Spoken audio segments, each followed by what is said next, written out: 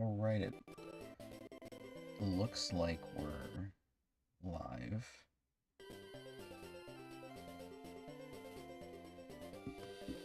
Pretty sure. Pretty damn sure.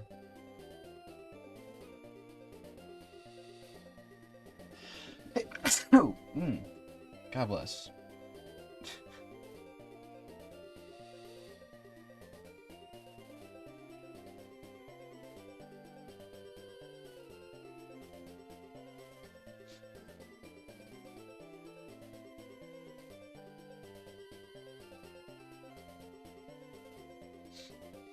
Definitely felt like another sneeze was about to come on for a second there. Alright, let's do some advertising.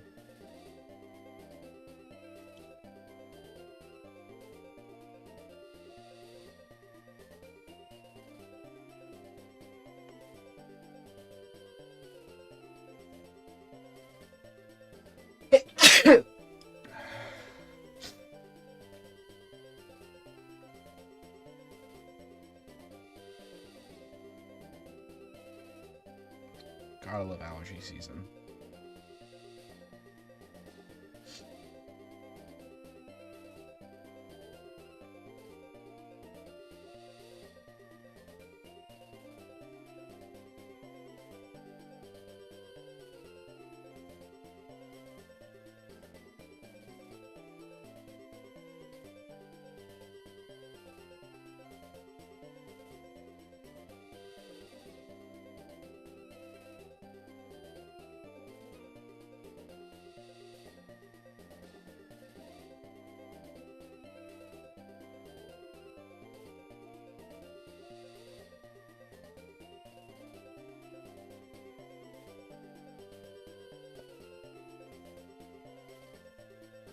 Pardon me, pardon me. Okay. Well, we are here. Welcome back to the Professor Oak Challenge. Feels like it's been forever, even though it's only been a week. We are currently going to be on our way towards Mount Moon. Now, we have nothing to grind, so we're just going to be fighting every mandatory trainer. I think that was a non-mandatory trainer, so I could have evaded that. But we're going to fight every mandatory trainer along the way to Mount Moon. And we're going to save all of the non-essentials so that we can get as much high-yield experience off of the trainers as possible. For those who don't know... Oh my god.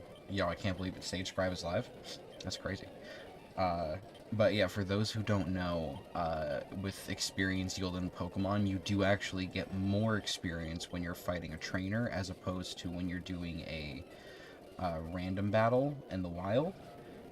So in a situation like this, where I'm specifically trying to grind up Pokemon as far as I can possibly get them, saving the trainer battles is probably the most beneficial thing I can do for my overall gameplay loop, just to kind of ensure that I, you know, can get the most amount of experience on the Pokemon I want. In this case, I'm going to be using all of these non-essential trainers as fodder for Magikarp, because they have the most obnoxious level up grind, I think, for this early part of the game, considering it's primarily a switch training based situation. So yes, I'll buy the secret Pokemon. We are going to name you... This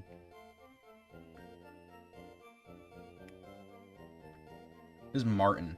I don't know why. But this guy is Martin. And Martin is going to be the next hurdle that we have to cross. And I'm going to set this for myself. I want Martin to evolve before we leave Mount Moon, because I am insane. I think that's just the best way to put it. I am batshit fucking crazy. So let's go.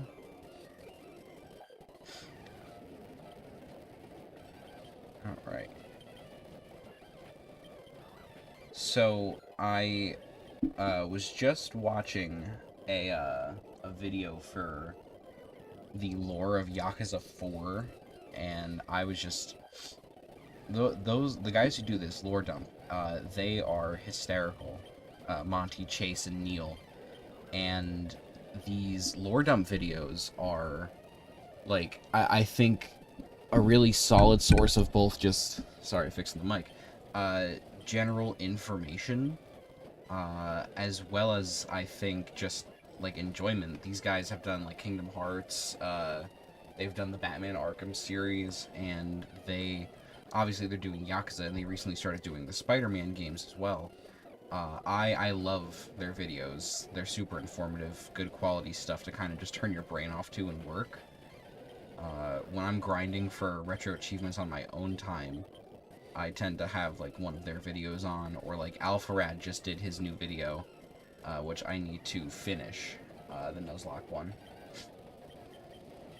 Yeah, that was all I had to say on the YouTube thing. My brain is 5 million different places today. How's everyone doing? How was your weekend? If anyone is still in chat, I'm unclear because I'm not viewing my live on my phone here. No, it's just me. It's okay, though. That is okay. My weekend was pretty alright. We had some family stuff to take care of, so it was kind of busy. But otherwise, you know, we had ourselves a good time. Did a cool little family outing at, where did we go? We went to Chili's. That was pretty nice. Alright, do some quick heal up real quick. Don't need it, but we're gonna do it anyways. While I'm here, let's buy 20 Pokeballs. I'm not gonna want for healing very much, I don't think. Alright, here's our first new encounter. We might be able to do something here. Ah, I can't poison it. Alright, we're just gonna throw balls. We're gonna throw balls and have a good time. Let's see, what else? I recently started playing Assassin's Creed again. I gotta say, outside of, like, I didn't play past a lot of the Ezio stuff and, like, Black Flag. But I am just a massive Assassin's Creed fan.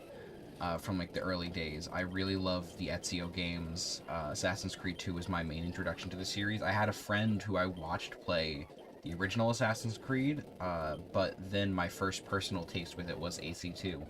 I never had Brotherhood, which stinks because it's like an important thing. I've never played Brotherhood before, and I really am looking forward to playing that. I have the Ezio collection for Switch. Well, I have the whole collection that they have on the Switch because it was bundled with Assassin's Creed 3 and Assassin's Creed 4 Black Flag, as well as I think Liberation.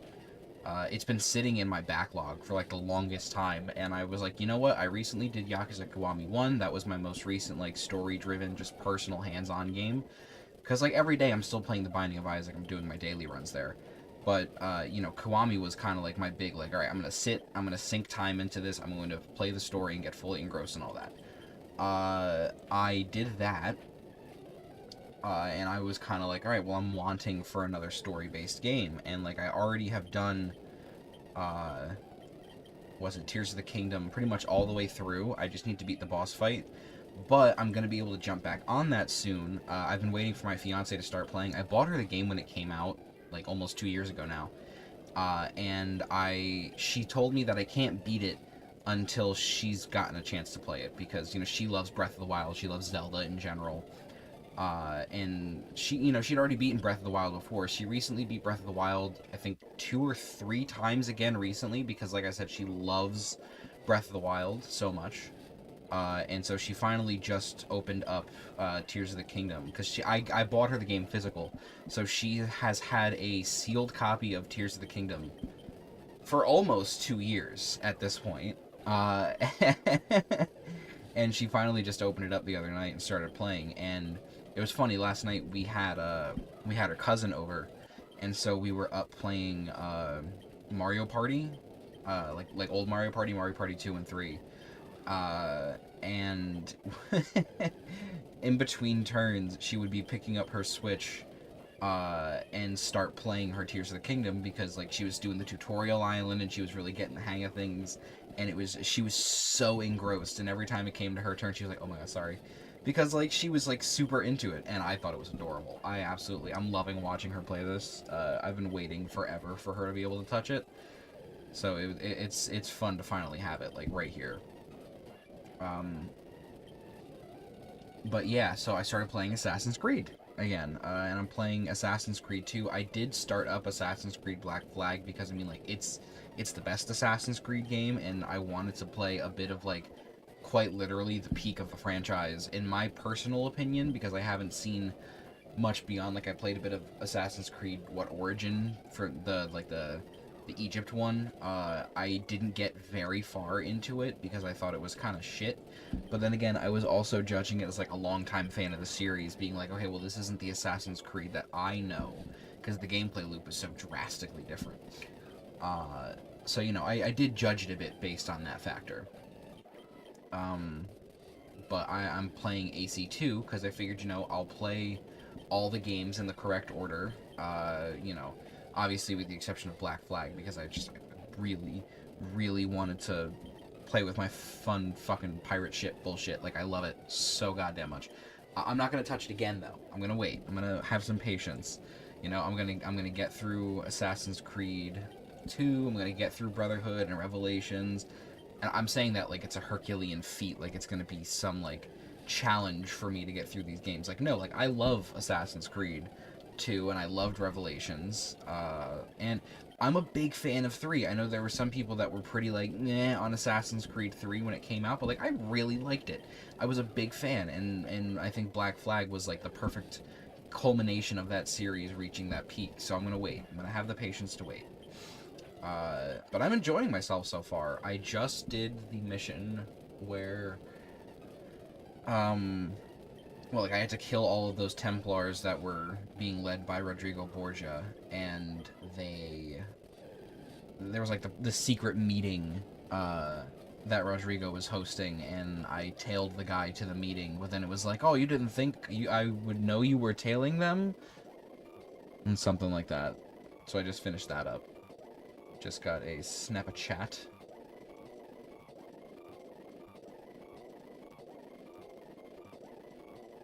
Oh boy.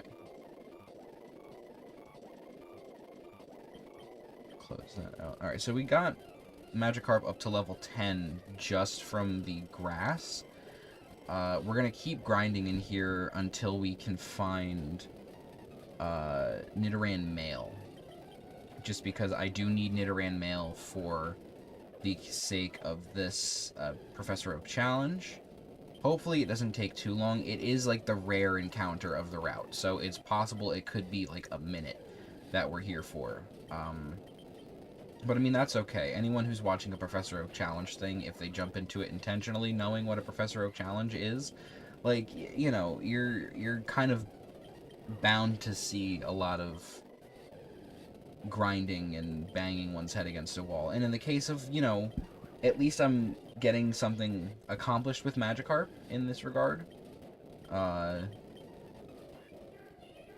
a fucking thing. Because, like, I can't do anything with this Pokemon until it learns Tackle at level 15. And even then, Magikarp's attacking stat is kind of abysmal, so I'm not going to be able to get much done with that Tackle attack. Like, I might be able to knock out a Pokemon or two before I need immediate healing on my Magikarp. Because this thing also can't take a hit. I also did not mean to run away from that fight. That was a big oops.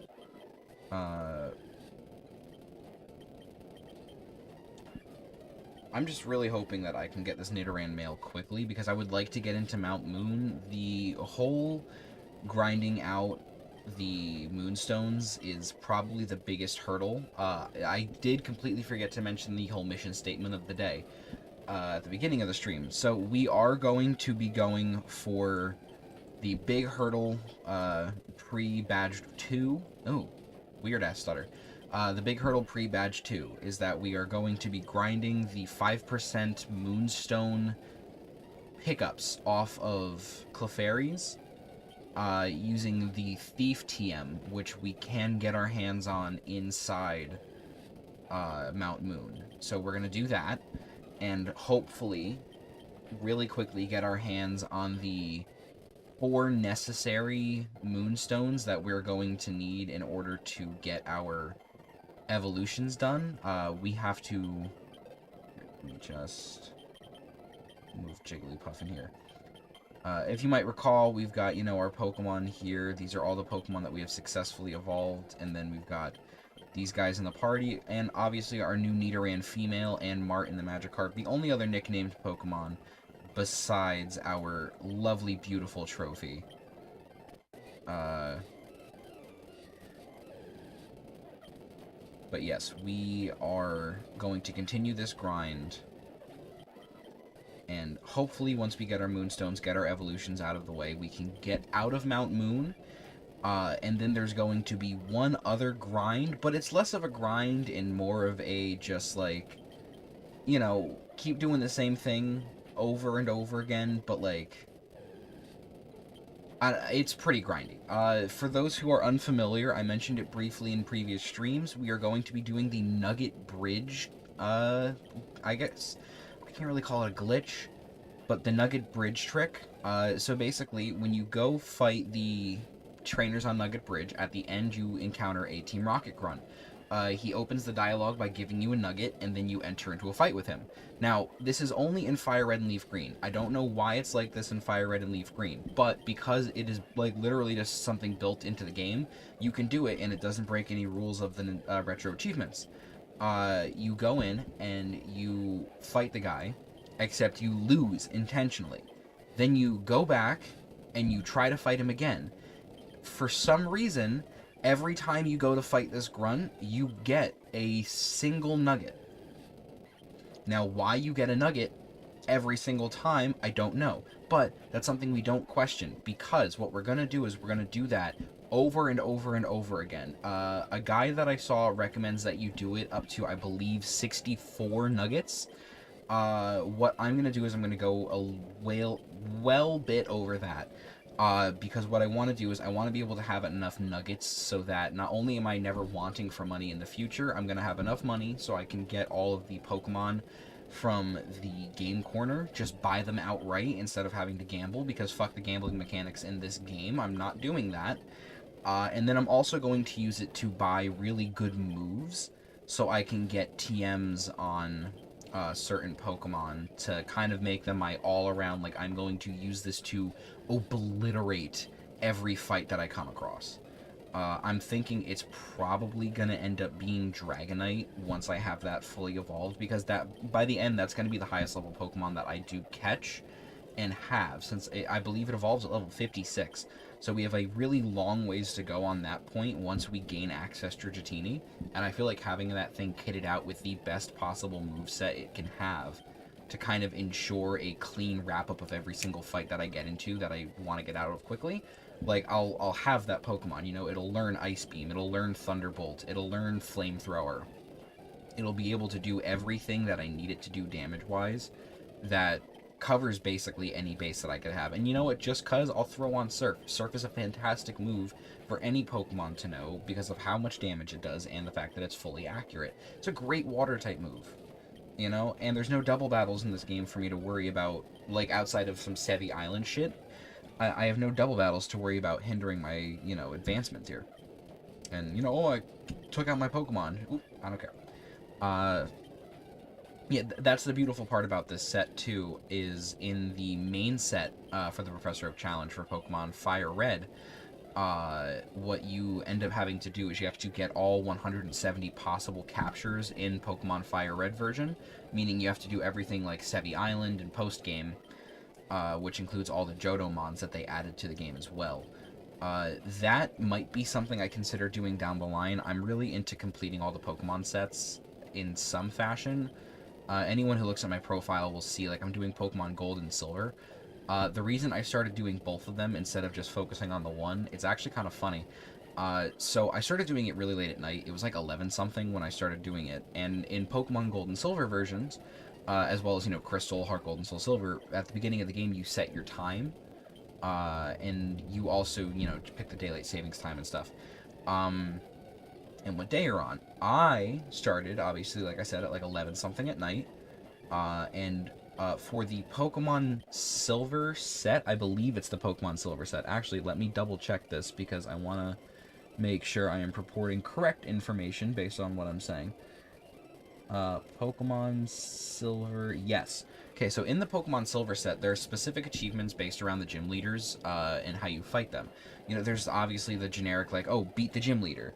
And then there's also beat the gym leader with the level cap in place. So that would mean fighting the gym leader with only Pokemon who are at maximum, the highest level of the gym leader's Pokemon. So for Falkner, that's level 9. For Bugsy, that's level 16. Quite a big gap in level disparity there, but I digress.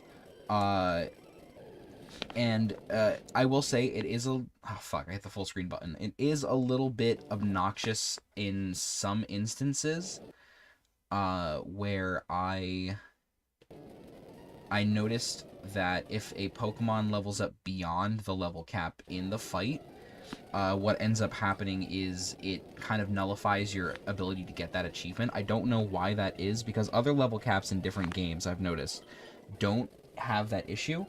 It really kind of is just the Gold and Silver game, so maybe it's a bit of how Gold and Silver are programmed, perhaps. I'm not a game developer, nor am I really good with that kind of back-end stuff of gaming, so I would not be able to make a proper guess on that front. Anyways, back to what I was saying. The other achievement that they have for the gym leaders is really interesting. It is basically like a mastery attempt. You have to prove that you are the master of this type over the gym leader, so you can only defeat the gym leader with the type that matches their like type of preference. Can't speak today. So in Falkner's case, I have to defeat him using only flying types. Now, this is when I first encountered my main issue, is that I can only capture Pokemon specifically based on what time of day it is, and because I was playing at night, my encounters were limited to just Hoot Hoot and Zubat. Now, in the end, it was very much doable. I did get the gym badge for Falkner. I quickly realized that it would get even harder because my next gym badge was Bugsy.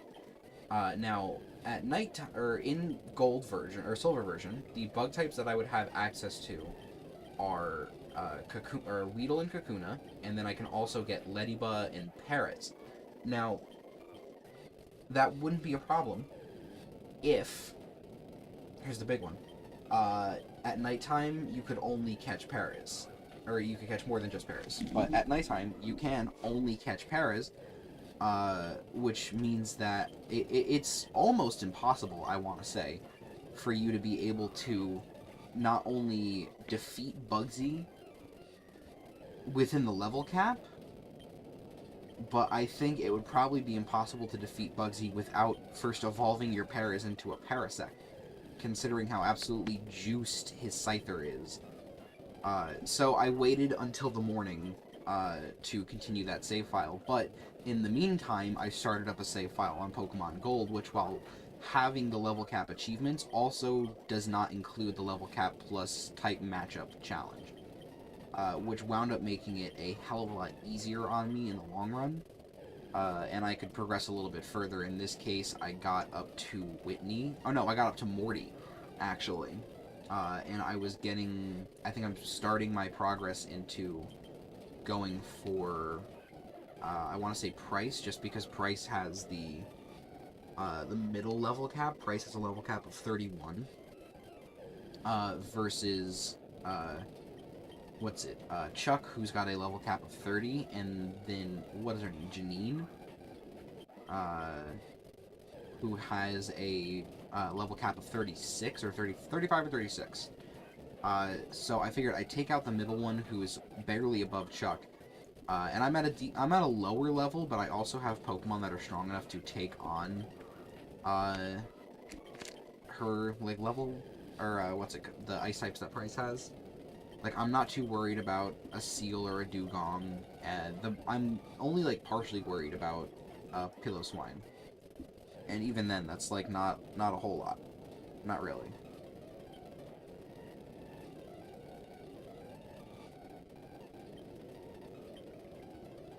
Did not mean to do that.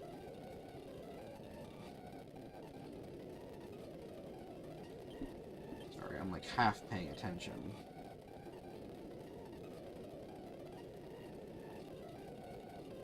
Okay.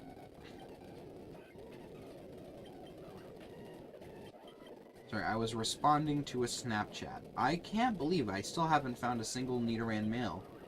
Like, I know it's a low encounter rate, but still. Figured I would have seen one by now.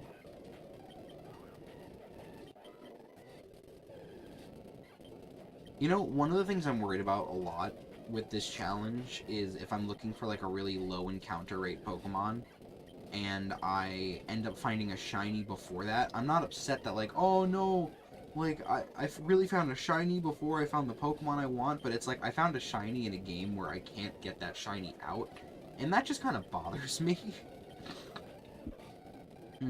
Excuse me. Because, like, I'll never be able to get the shiny back. I remember at one point I was playing, I don't remember what hack it was, but it was a hack of Emerald. And I found, like, a bunch of really cool shinies in it, and I'm sitting here like, oh man, it's cool that I found these shinies, but at the same time, like, I can't, like, physically bring these shinies into my games and, like, have them. Like, they're always going to be on this save file. And that's it. You know, that's something that always kind of disappointed me with finding shinies in, like, non-core games. Like, it's still exciting, don't get me wrong. I still get that dopamine hit of, ooh, alternate colors, go burr! You know, but at the same time, it's kind of frustrating in the degree that I can't, like, I don't know, keep them forever and ever and ever in the way that I would keep other shinies that I, like, could have on my physical games. I don't know, that might just be me. I can't, you know, speak for sure on if anyone shares that sentiment or not. But that's my feeling on it. Now, kind of to branch off randomly, the other night I was in Target. It was after I went to Chili's with my fiance's family. We all went to Target because we were like, you know what, we just ate a lot of food. Let's walk it off in Target and see if we end up getting anything. And I wound up finding these like 50th anniversary D&D blind box things, which were it's so cool. It's miniatures for Dungeons and Dragons, and I got a couple of really cool ones, including one for a first edition character, which just had me really hyped. I'm not sure if anyone cares about D&D in the same vein that I do. I'm definitely not like a master of Dungeons and Dragons by any means. I DM'd my house game for... I DM'd a bunch of different games, really. I was the, like, kind of group DM for a long time. I want to say, like, about 6-ish years. Maybe a bit longer. And I've been playing D&D for, I want to say, like, the better part of 10 years at this point. Since, like midway through my high school career, I started playing D&D with some friends, and that's when it all started. But now I'm finally a player again, which is super exciting. I haven't been a player in a long time. But my one friend, I recently took over as our DM, because I kind of felt like I needed a break. I think I mentioned this on a previous stream, but I felt a lot of burnout, just because I've been going for so long. And, like, not to say I wasn't, like, enjoying myself when I played, because I still had a lot of fun with my friends whenever we played, but at the same time, I kind of felt like I had to, like, mentally prepare myself to get ready to play D&D every time, and that was, like, that's not really what D&D should be, because that's not how it was when I first started. You know, when I first started, it was like, oh my god, I can't wait for today's session, I'm super excited to see what develops, I'm looking forward to what everyone's character ends up getting into. Like, I had a lot more enthusiasm for it, and then it kind of just turned into, like, I was clocking in for another day on the job. It felt like I wasn't experiencing D&D the way that I first experienced D&D anymore. And I realized that, like, I had been missing something. I had only been involving myself in one aspect, really, of the D&D experience. I'd been so, like, locked in as the DM that I had forgotten the other side of the coin. And, you know, being the player again has been so, like, exhilarating. I get to kind of be a part of the action and really like take myself into like new levels of creativity, and I can explore like new aspects of things, and maybe like what I take away from this experience being a player again, I can then put back and implement into my campaign once we start back up. Like, this is the kind of stuff that I want to see and experience, and I want my players to see and experience, and I'm really hoping that I can kind of use this as like a springboard learning tool for not just myself but for my players too, and we can all kind of learn from like all of this and get like our D&D skills better. Everyone can potentially try DMing once in a while, so that way like we can all kind of experience the driver's seat, because we have a bunch of creatives at my table, and I really trust that like each of them could kind of lead and guide a narrative experience in a way unique to each of them. Like my one friend is actively like writing a story they want to see become like an animated project or a comic or something in the future. They want to see it happen.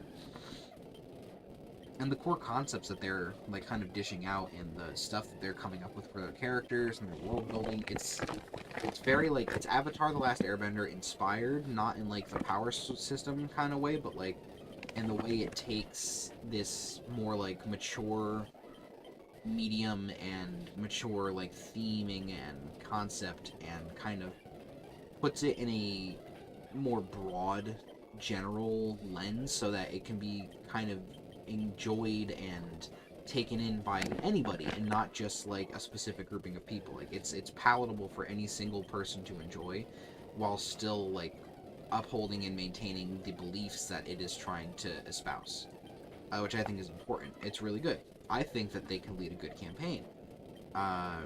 Or my other friend, who is this insanely talented artist, he puts himself down all the time with his drawings, which I don't get why, because he's really good. He likes to act like he isn't. He has a very creative mind, and while it can, like, ebb on the side of, like, overtly silly more often than not, I feel like that could lead to, like, a really funny, like, one-off, like, goofy session. Like, he could lead just, like, a really silly time on purpose, you know? And then my brother-in-law, who's in our group, like, he has a lot of fun ideas, too.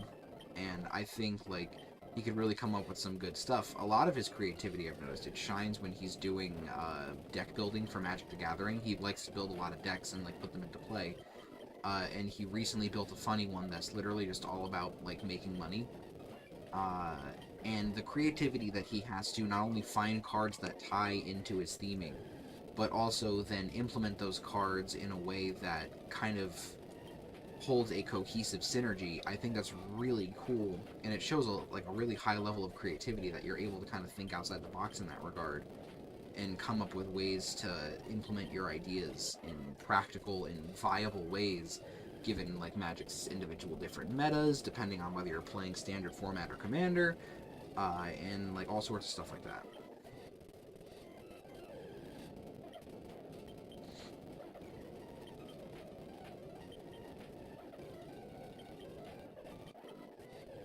It's so, I feel like I'm getting like no experience.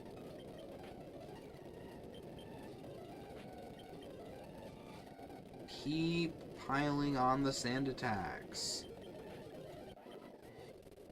Yeah, I'm getting like nothing from these fights. Is Magikarp in the low experience game, like, group?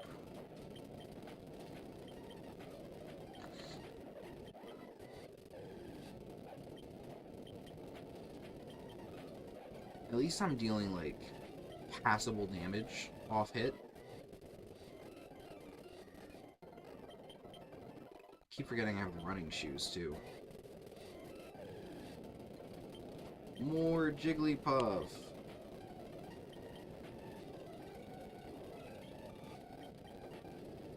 Okay, interesting.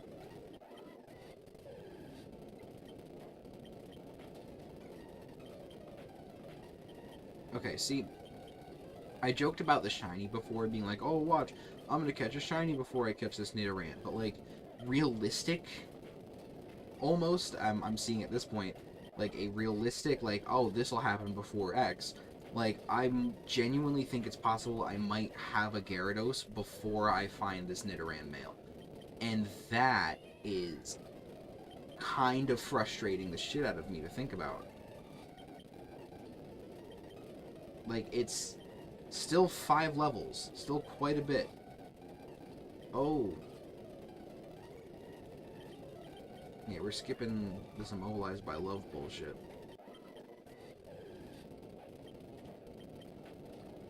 Oh, that was fast.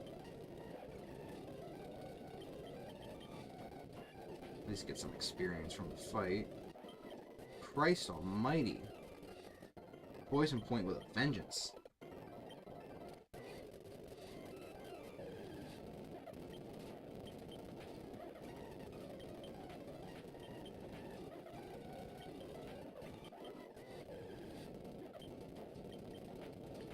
Yeah, while I don't necessarily think it's going to happen, like 110%, I'm also now not gonna rule out this inherent possibility that before I find a single Nidoran male to capture, I am going to evolve my Magikarp.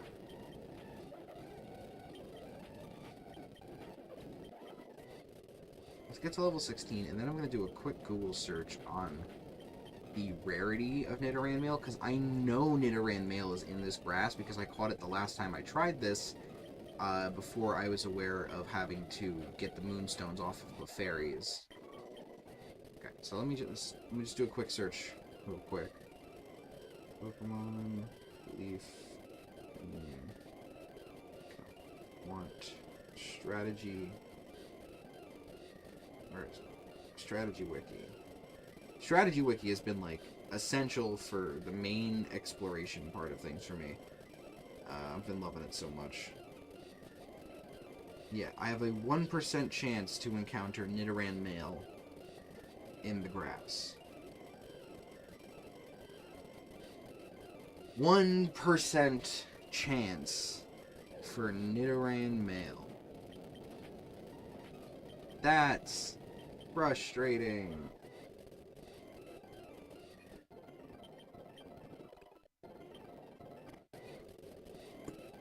Oh, 1%.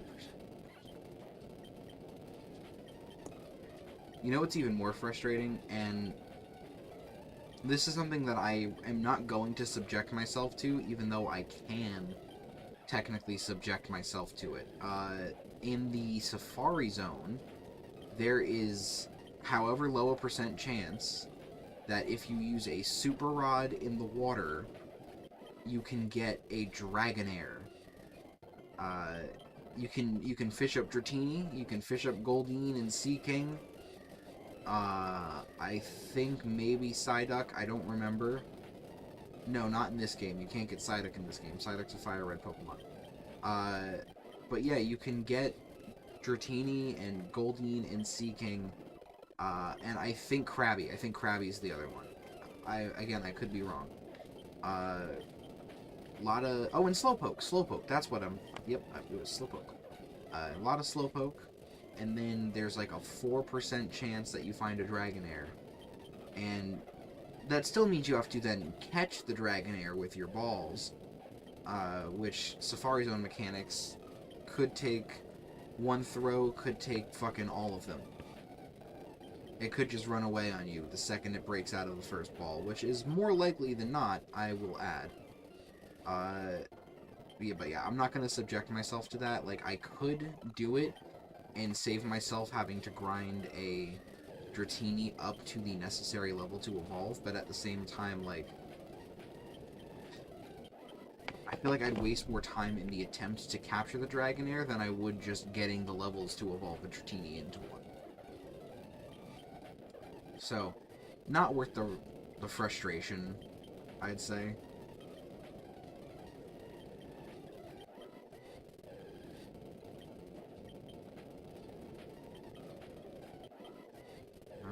We're almost at level 17 on this Magikarp. We haven't even stepped one singular foot into the cave entrance to Mount Moon.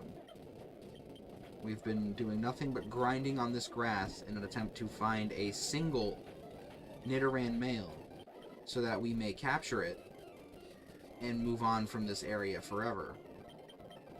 And I told myself I will not move on from this area at all until I get that Nidoran male. And in the meantime, I can grind up Magikarp. Magikarp is becoming so well grinded up that it is reasonable for me to actively use Magikarp in fights against these Pokemon.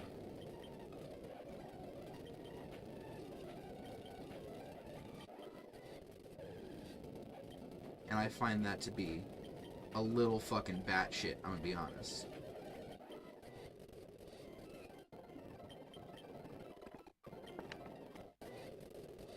And again, we're almost level 17. Probably is going to be after this Spearow KO real quick. Yep. Okay, so now we're 3 levels away from having a Gyarados. Haven't even been in Mount Moon yet.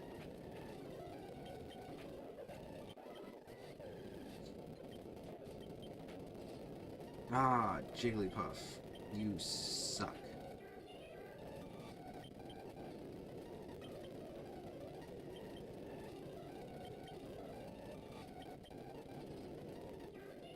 Yep.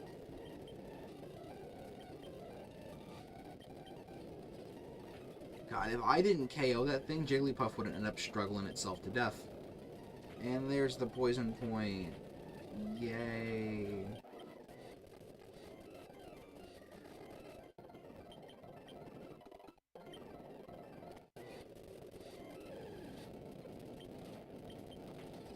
Oh my god. Oh no. Not again. Wake up, Martin. Wake up, you dumb bitch. Thank you. You can't fall in love with a balloon. It is not okay.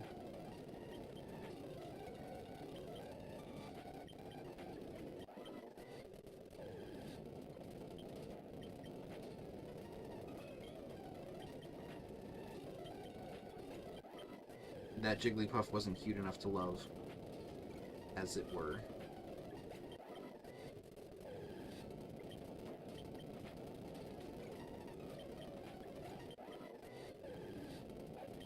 Man, oh, more poison point.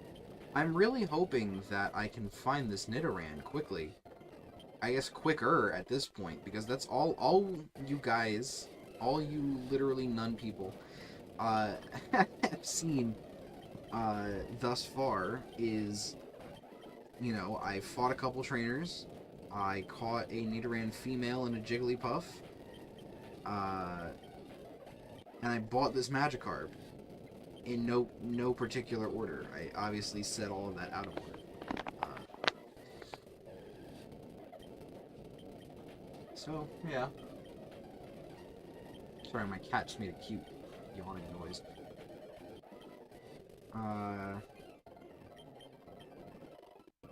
This is not the most enticing of gameplay loops. It is probably going to get even less enticing once we get into Mount Moon, and depending on how long Nidoran and Mount Moon take, we'll see if we do Nugget Bridge today, or if we save the tedium of Nugget Bridge for next week. Because tomorrow we'll be picking back up with Super Mario Mon, which very excited to jump back into. I'm really hoping to make some more, like, serious progress.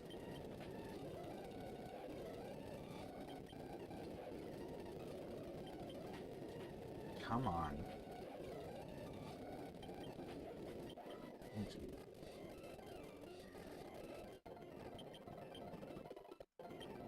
Yeah, Super Mario Mon has turned out to basically be, like, the breakout ROM hack of the year so far. Like, I've been pleasantly surprised by its content, and I know that, like, the general public has also been, like, very supportive of Super Mario Mon, which I'm very happy to see. Too Many Productions absolutely killed it with this project here. And I'm glad that RetroAchievements is also putting more eyes on it. Like, I know RetroAchievements is, like, kind of a niche community. Like, yes, there's a lot of users, but at the same time, like, it's not like we're this massive community of people who like, have this, like, huge reach all around, you know. Retro Achievements, I think, is only starting to kind of trickle feed its way into, I don't even want to say the mainstream, but, like, a more, like, well-spoken circle. Not to say that Retro Achievements was spoken ill of, obviously. But, like, you know, seeing more YouTube content creators crop up, Supersonic, obviously. You've got Galaxius YT, you've got Pajama John, all fantastic content creators doing their Retro Achievement stuff. And then, you know, you've got someone who's much bigger, too, like Chaotic Meatball, who's been doing, like, just other Pokemon-related content for the longest time. Now, all of a sudden, he drops a two-part video series on him playing and completing all the Gen 3 Pokemon games, not just, like, in-game wise, but on Retro Achievements. Like, that surprised me. I thought it was just gonna be, like, your standard, oh, I'm just doing everything in Emerald and everything in Fire Red. Like, no, it's like, he went in-depth and did all the RA content for all of these games, and I'm like, that's so exciting, seeing a big content creator like Chaotic Meatball, at least big in, like, my perspective, like, do Retro Achievements. That got me so excited for the future of RA content on YouTube. And just, like, Retro Achievements in general, like, I feel like this will shine a more vocal, positive light on Retro Achievements as a whole. You know, because it's so fun. Like, just the dopamine hit of the achievements popping, and being able to track your progress in all these different games, and the fact that, like, you really don't even need to master games, just the idea of being able to add a new layer of, like, excitement to games that you played when you were younger. You know, I never would have thought that, like, oh yeah, I can play Pokemon Pokemon Emerald, my favorite game growing up. I could play that game, but gain an additional level of achievement on top of just, like, playing the story and capturing the Pokemon. No, it's like, oh yeah, like, if you do this specific task, you'll get a little achievement. Like, that's cool to me. I grew up around, like, the Xbox and the Xbox 360. The 360 heavily. My dad was a very big Xbox guy. And so achievement hunting kind of got ingrained into me at a pretty young age, because, you know, I got to see achievements get unlocked on Xbox 360 games whenever I was with my dad, and then I got my own 360 for, I want to say, my 10th birthday, I think it was. It was either my 10th or my 11th birthday. I got my 360. Probably my 10th. And I played the absolute shit out of that thing, and I grinded out so many achievements in so many different games. Oh, excuse me. But, like, from that early age, you know, like, I had this desire to grind achievements and get that added level of accomplishment kind of, like, satisfied. And having something like Retro Achievements to satisfy that itch it's so groundbreaking for me. Like, I feel like I've stepped into a whole new way to experience my video games that I love. Like, I've emulated games plenty of times in the past. You know, like, it's something that I've done for a long time, years and years now. And oh, fucking finally! Whoo! Yes! Get on the ball! God! You don't get a nickname. And you know what? We got our Nidoran mail.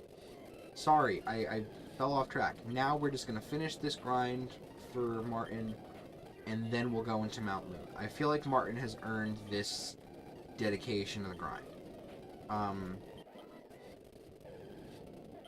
But yeah, no, I love what Retro Achievements has been able to give me in terms of adding these experiences to things I already knew I loved, and helping me find things that I didn't think I would enjoy.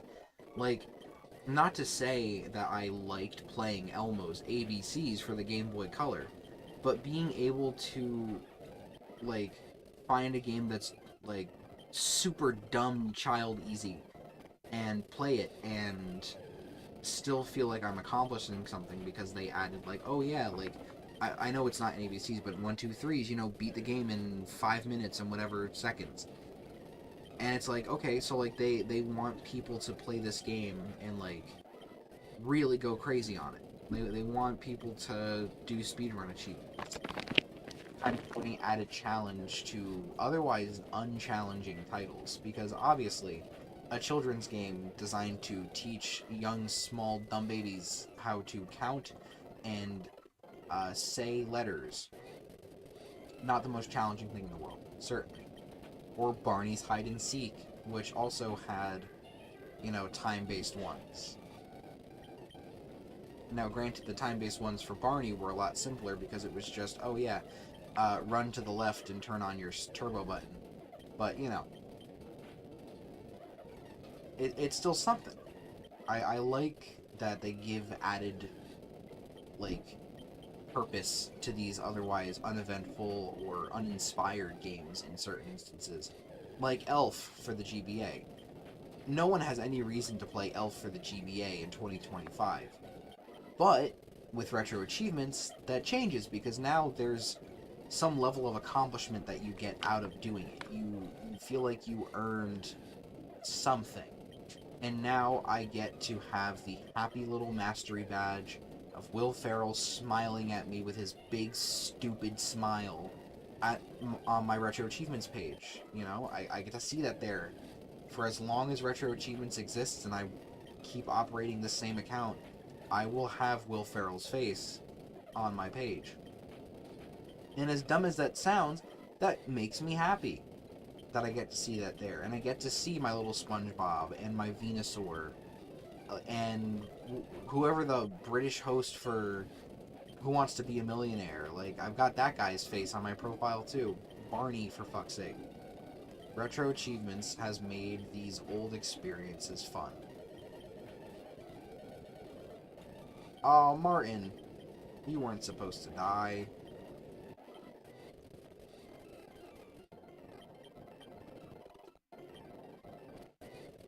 Alright.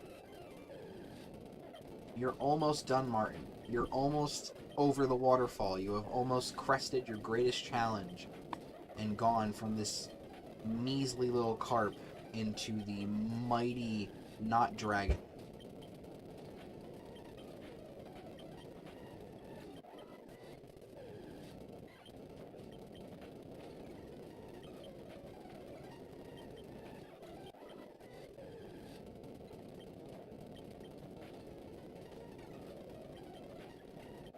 Alright.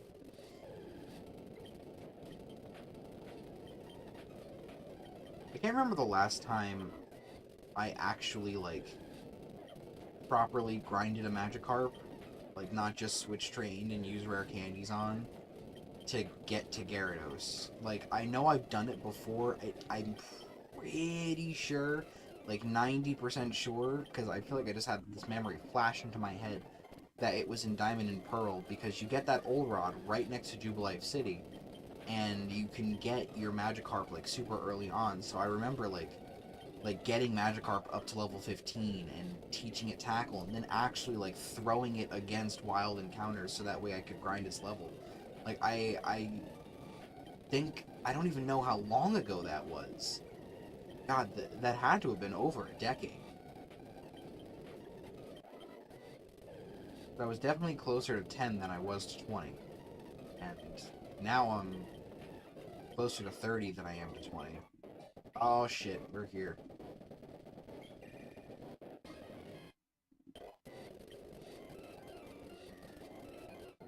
Alright, well, we got Gyarados. That is the first achievement of the stream, which actually I think is kind of nuts.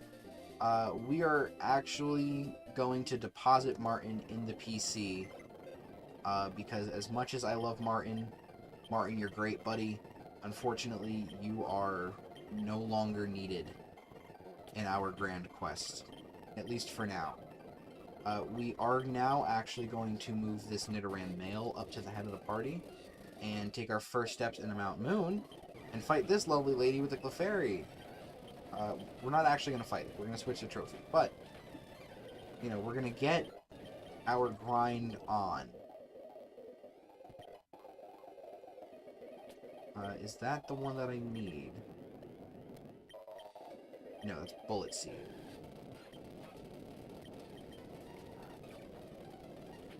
Alright.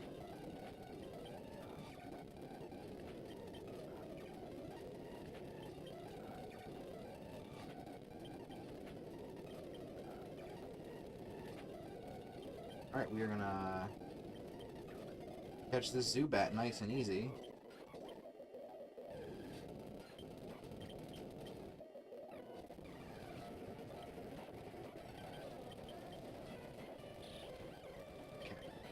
Trophy, do your thing.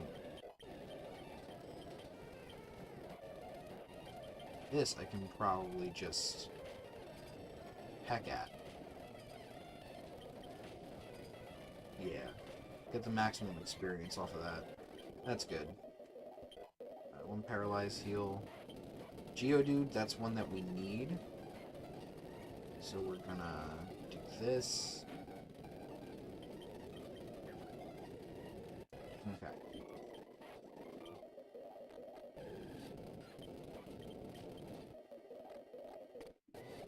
I'm looking forward to Geodude and Zubat's evolution progress.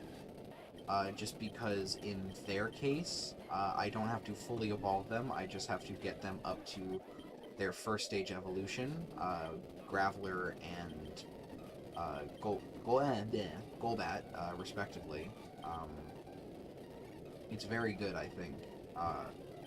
Because obviously, like, you can't get trait evolutions in Fire Red and Leaf Green without another copy of the game to trade to, and seeing as how that's not possible for me to do in emulator, at least not reliably, I will not be needing to do that, thankfully, for my achievement progress. Same goes for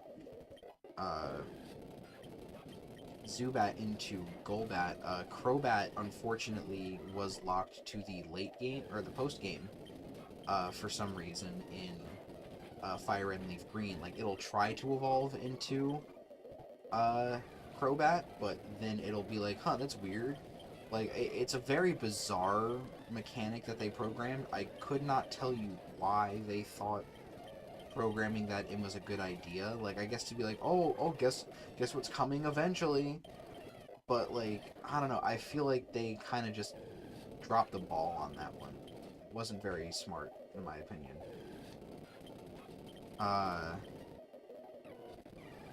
But yeah, they have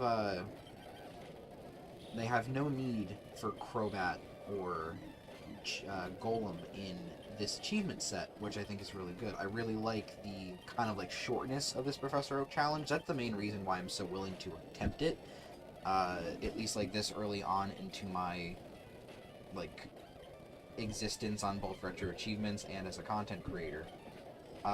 Eventually, I'm probably gonna try the other Professor Oak challenges if I feel like, you know, torturing myself a bit more. But, you know, for now, I'm comfortable doing what I'm doing.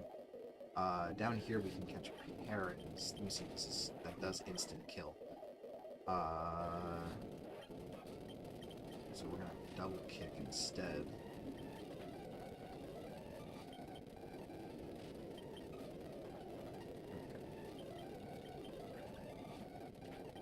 That's fine. Yep, stay in the ball. Thank you. Use the Paralyzed Heal on Nidoran. Deal with the Rocket.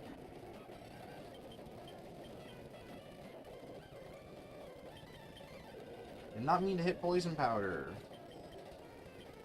Switch to Rattata. Oh boy.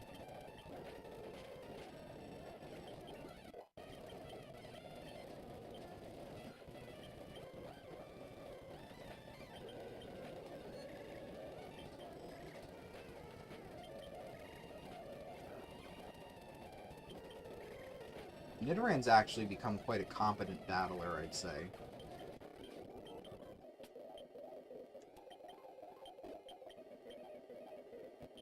Star piece, that's money, so that's good. More the merrier. Heck, no effects for, that's good.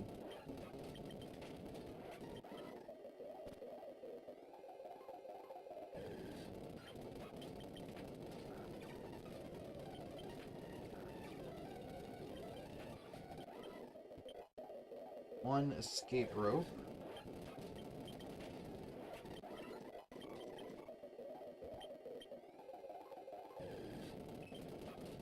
Ooh!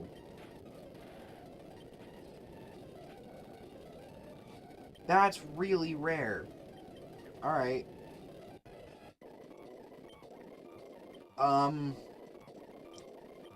Yeah, man. Look, I'm gonna be completely honest. I was not prepared for that to happen. Not a lot of commentary to speak on.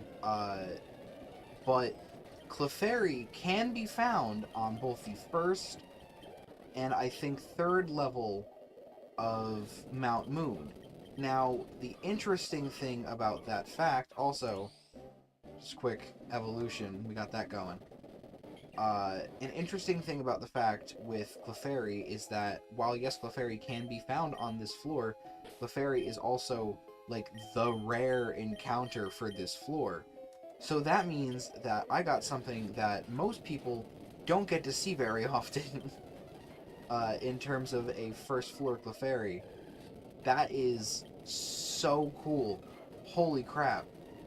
I was not expecting to get that. I was really not prepared for that to happen. Wow. Well, we got Nidorino, which kind of got overshadowed by the first floor Clefairy, and capturing the first floor Clefairy, I might add. Very exciting on that front. But now that we have Nidorino, we have to get Nidoran female up to her next stage. There's Thief. Thief is going to become the most important part of this little shindig here. And we're going to teach it to Pidgeot.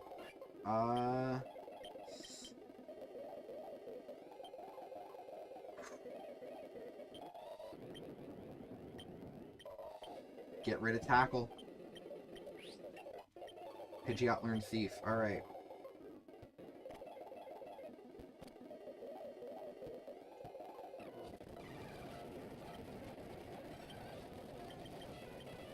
Yeah, so that's going to be very important. As I mentioned, coming up, we're going to have to capture... not capture, we're going to have to get the very rare chance of getting a Moonstone off of Clefairies. So we have to hope that we can do that relatively easily.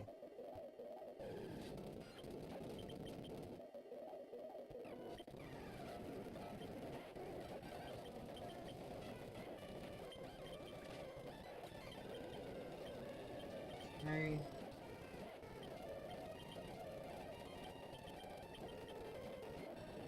Mud Sport.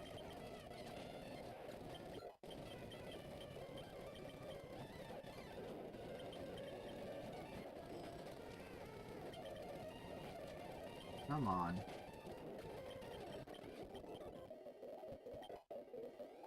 Okay, there's the first Moonstone. I think just so that I can get it out of the way, we're gonna do this real quick. We're gonna get our next points-based achievement of the day. We got our Gyarados, but next is the king of Mount Moon himself, the Grand Grundy, as it were, Nidoking, for a nice little achievement pop there. Let's just go take a look at the main profile here.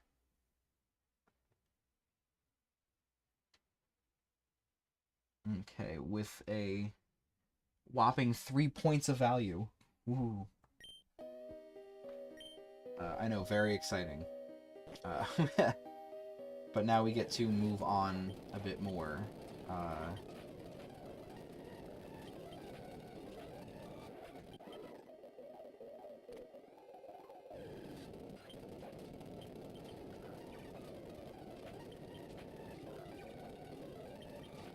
Very interesting that I'm speed tied with a level 10 Zubat here. The things you figure out. There's double kick, so that's going to help with the Geodudes.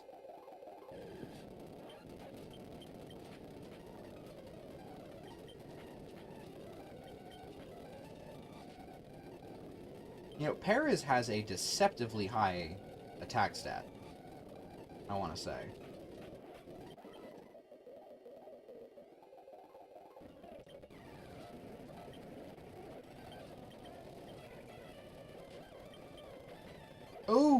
Okay. Well then. This, I could have switched into one of the other Pokemon I need to grind in the interim. We're gonna go and heal Clefairy. Clefairy. We're gonna go and heal, Nidoran real quick.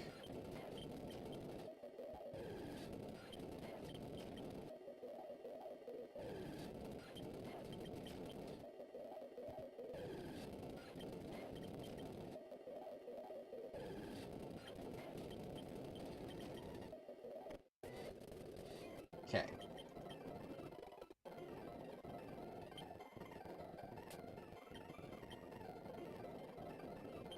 Alright, so just to remind oneself, we need to evolve Nidoran into Nidorina, and then we'll evolve her again into Nidoqueen once we get that second Moonstone. And then as for Clefairy and Jigglypuff, we are going to be doing some good old-fashioned Moonstone grinding. Which hopefully shouldn't take too long, but hey, you never know. Could take a long time. Considering we still have to find the Clefairies necessary to... Did not even make that rhyme. We have to find those Clefairies in order to get the Moonstones, first off, and even then they have to be holding the Moonstone. So, chances upon chances. Don't always like that. What are you gonna do?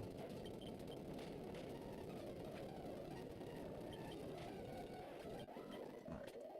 We're gonna pop another potion. Just gonna run from this because fuck paralysis. Okay.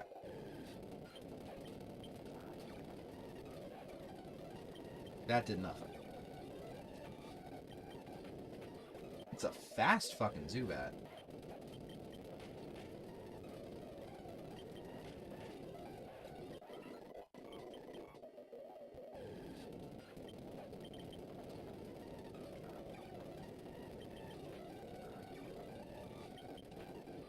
Ooh.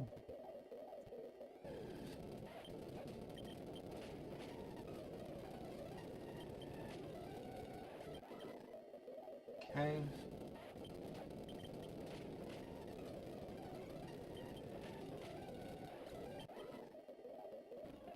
Here's this Rocket Grunt. Grunt sends out Rattata.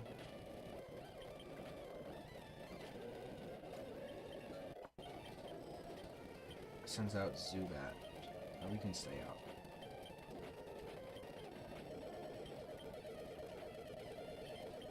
Heal. And get fucked.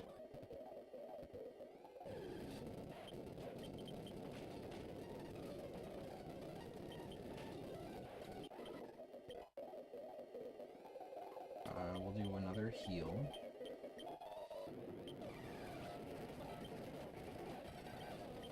And then just do this. Honestly, this is probably the wave.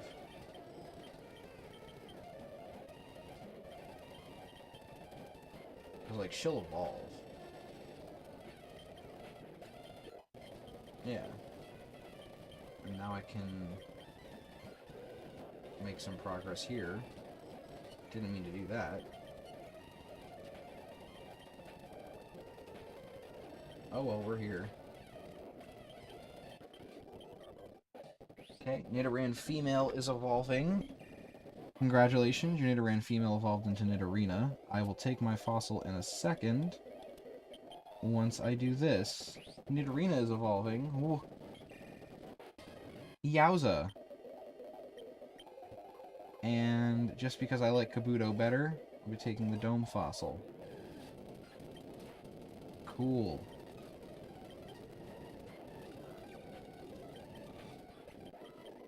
Alright, let's do a little bit of party shuffling, shall we? We're going to move Zubat up to the front, and we're going to put you right there.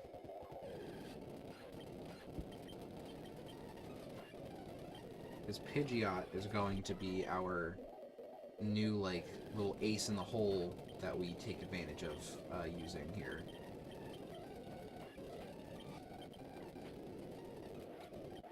Hey, I can get tiny mushrooms too. That's something.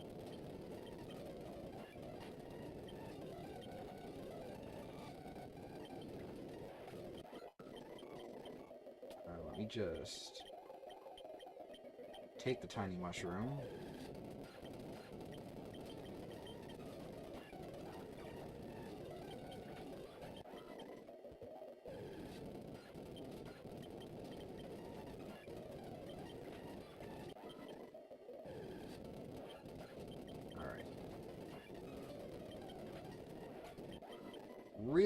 Really hoping that I can find some Clefairies sooner rather than later.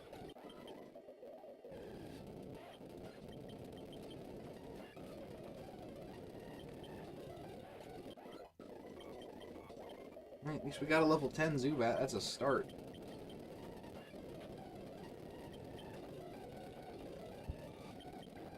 Crazy. A 27 level advantage. And a single quick attack still doesn't kill a level 10 Geodude.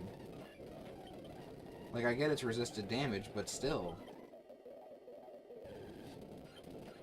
It's a lot of levels.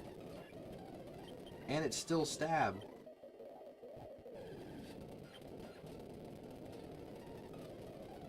All good, no need to explain. You are all set.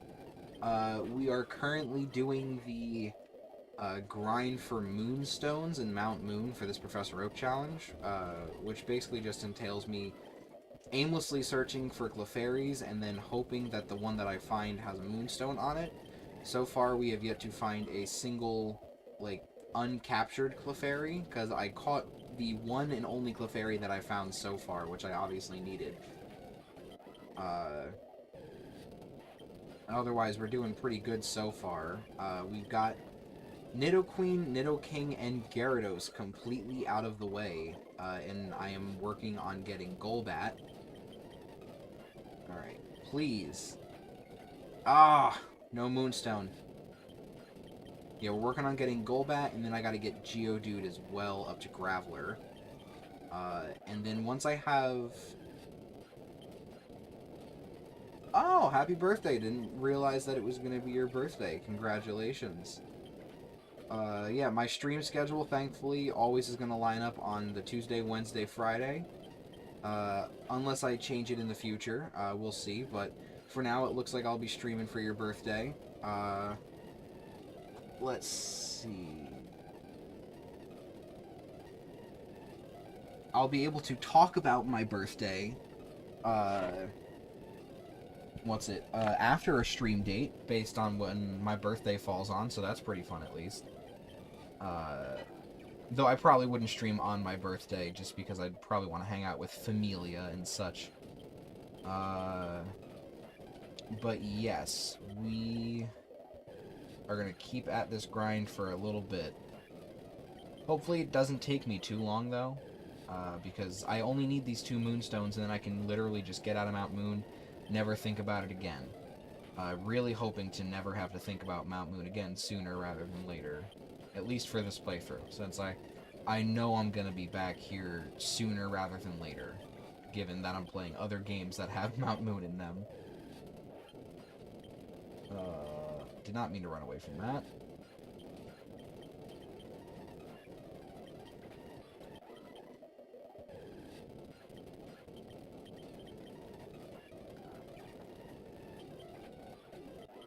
Yeah, I'm honestly glad that I've at least gotten 3 evolutions done on stream today. I was kind of worried that because of the kind of basic nature of what I was doing and the kind of grindy back and forth of it all, I might not get a chance to get some evolutions in. the way I'd want to, but we're already 3 fully evolved new Pokemon added to the roster here, which is pretty huge, because I might have mentioned this before, the final stage are the only evolutions that actually count towards your hardcore ranking on the site. All the evolutions go unscored in terms of points, since they're obviously not the main challenge. It's getting them to their final stage, that is. So I think I got, I want to say 9 points since I started stream. Let me take a quick look at the achievements real quick. It's 3 each for Nidoking and Nidoqueen. No, I actually got 8 points, because Gyarados is only worth 2. That's interesting. I'd figure Gyarados would be worth at least 3, given that it's probably one of the harder early game grinds. But, I mean, it's really no big deal. I recently checked out the Regulation Red, mono challenge that they have, where you can only do, like, the entire game or up to a certain point with one single Pokemon. And it is very interesting, to try out. Oh, excuse me. It's only the original 151, but still, it's like, it's hard. Also, I like that OneDrive insists on bothering me in the middle of a stream.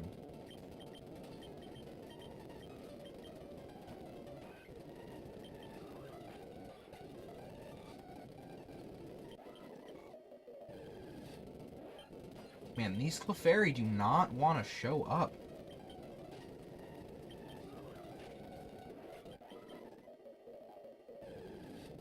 Yeah, it's not even that I have to get the Clefairy to show up. It's the fact that the Clefairy aren't guaranteed to have the Moonstone. That's what I think bothers me the most out of the whole situation. Because, like, this could not be it. It could be it. It wasn't it.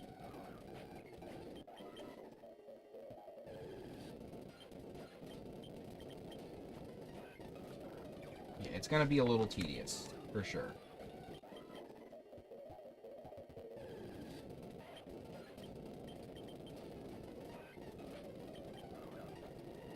Oh, boy.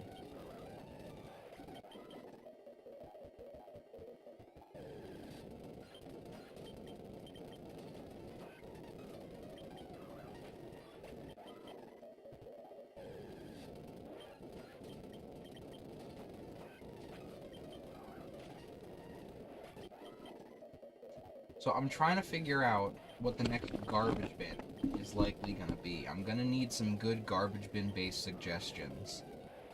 Just real bottom of the barrel licensed game type stuff. Apparently there's no Jimmy Neutron games that have sets really, so that's kind of disappointing. I was hoping that I could maybe throw in like a Jimmy Neutron Jet Fusion or Attack of the Twonkies or something.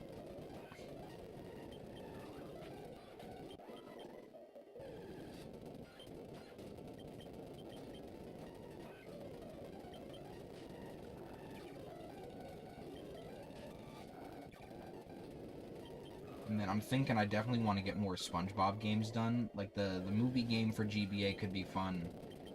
I definitely want to do Freeze Frame Frenzy. I don't know if you're familiar with that at all. But it's just Pokemon Snap, but it's a 2D side-scroller with Nickelodeon characters. I had the combo pack, Freeze Frame Frenzy and Battle for Bikini Bottom GBA cart when I was younger. And I played the absolute shit out of Freeze Frame Frenzy for the GBA. That game was like my bread and butter for the longest time.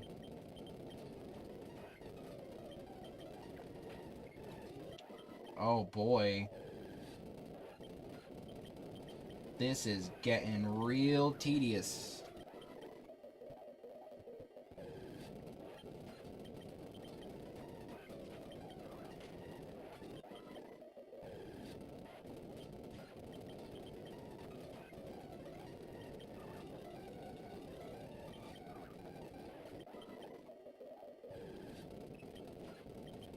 Come on. Ooh.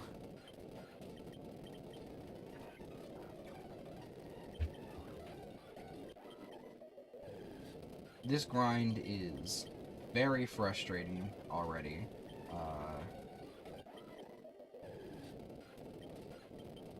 I'm really hoping that it can be a little less frustrating.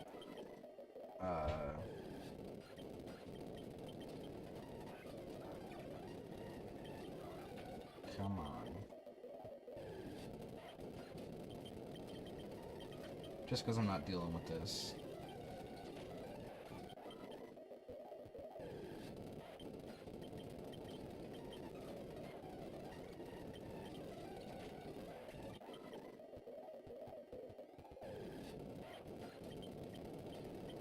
It is all Geodudes.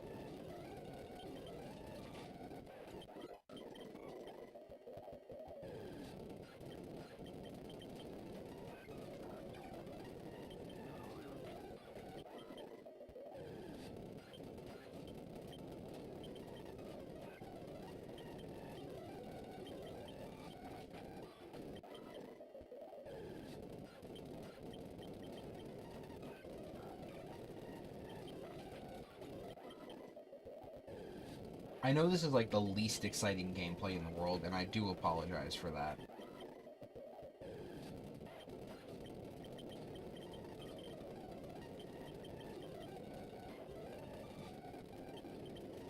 Unfortunately, this is probably the main tedium that comes with a Professor Oak challenge, and when, like, I don't have anything that I can think of to talk about, I'm kind of just stuck to sit here, because I'm like, okay, I'm staring at this screen, and I'm running back and forth, and I'm pressing the same, like, 2 or 3 buttons to accomplish my goal here, which, again, is running back and forth and pressing the same couple of buttons.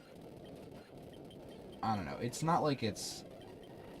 I didn't not expect this when it came to a Professor Oak challenge. Like, I knew what I was getting myself into to a degree, but at the same time, like, I have mentioned, I was not prepared for something as tedious as needing to use Thief on Clefairy just to get 2 additional Moonstone.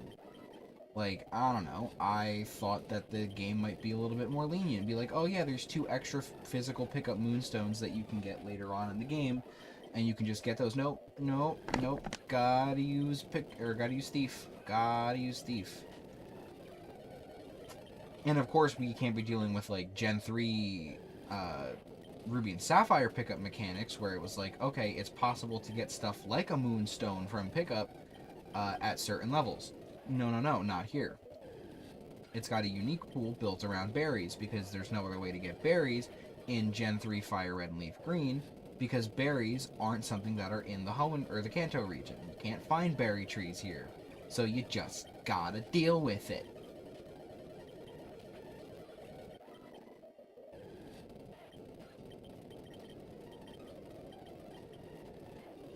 Oh man, sorry to go on a tangent, but hey. I smell something really good downstairs. Oh, okay.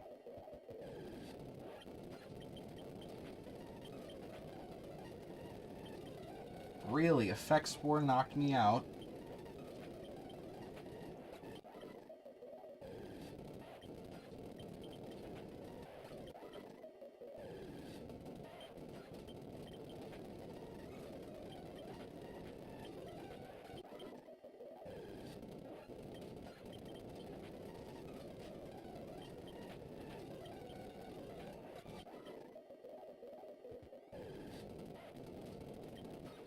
Yes, I am going to be streaming Mariomon tomorrow. That is the main plan. I've kind of converted my my second day of Professor Oak Challenge streams into a Mariomon dedicated stream day. I'm really loving the hack so far, and I would love to keep playing for stream, just because I feel like my blind reaction is something I want to be able to capture. That being said, I am still like... Yeah, I did see that you mastered it. I keep track of the leaderboard on my profile to see like what all the people I follow are up to. Congratulations on that. Oh, oh, oh, oh, this is a super rare chance. Now, naturally, I didn't get said rare chance. But yeah, I do want to master it on stream, and kind of like give my raw, natural reaction to my gameplay. But it just looks so fun. I keep getting tempted to be like, oh, fuck it, I'll just play it on my own. I've been trying to tide myself over with other Pokemon-related content to kind of keep my Pokemon itch busy while still, like, not feeding into playing the actual game that I'm trying to avoid playing. Because, God, like, I would love to, like, just pick up the game again and blitz through it and get all these achievements. And they're staring at me hard in the face, let me tell you. But I've decided to restrict myself.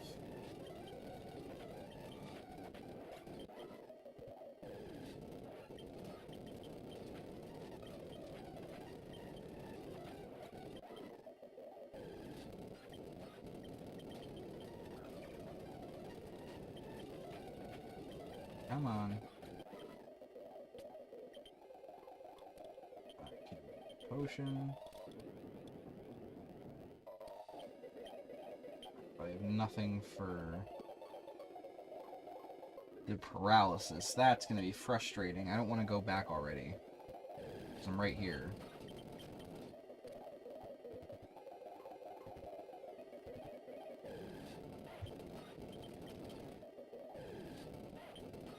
I can fight this.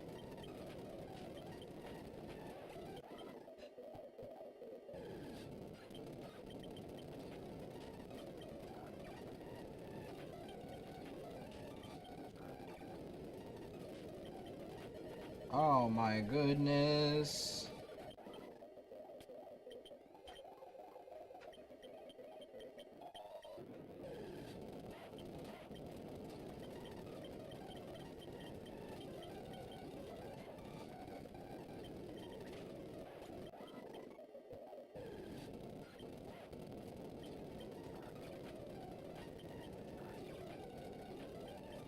Kind of very interesting that Bug isn't not very effective against rock. I feel like it should be.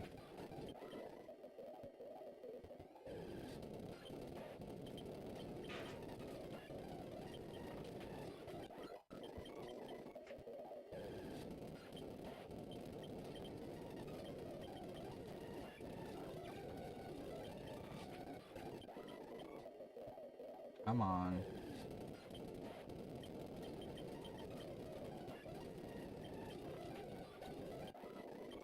It's gonna be endlessly frustrating when these Clefairies just don't show up, too. Like, on top of them not having what I need, the fact that they're not even gonna, like, appear is probably the most frustrating part here.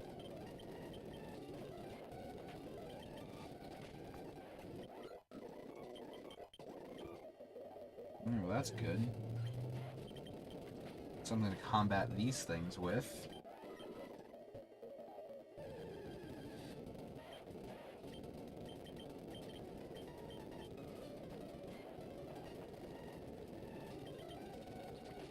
Boy. Such engrossing commentary. Man groans while playing Pokemon.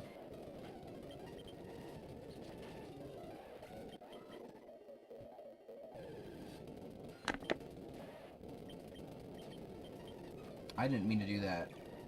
Oh well, we're here.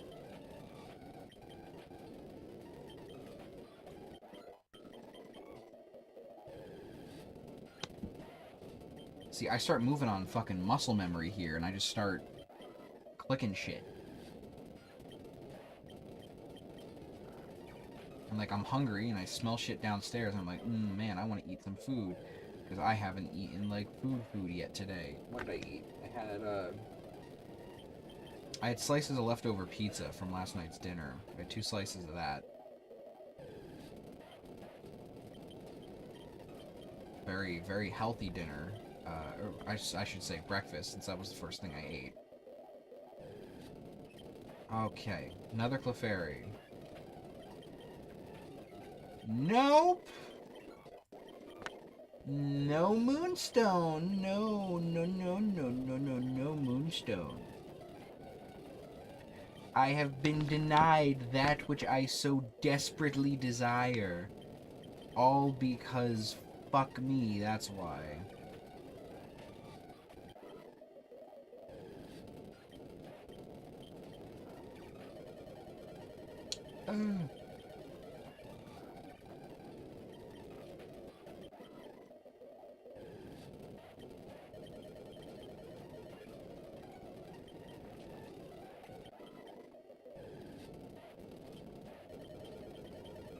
See, this just borders on me not wanting to go all the way back to the Pokemon Center.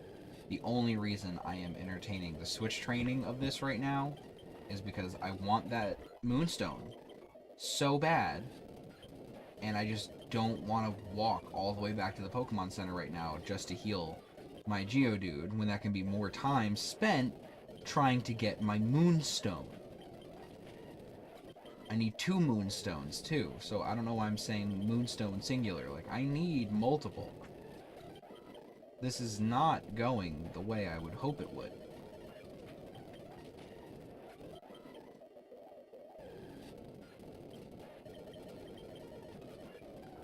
Oh my god. At least I've gotten, like, decent experience built up on Geodude and Zubat here, because getting to their level ups quicker, I think, is going to be very helpful. Because what? After... excuse me. After this, I have to get Ekans to Arbok. I think I need to do Abra to Kadabra. I don't know. What else am I missing here? I think Bellsprout to Weepinbell? Because I know you can catch Bellsprout on the route right before Bill's.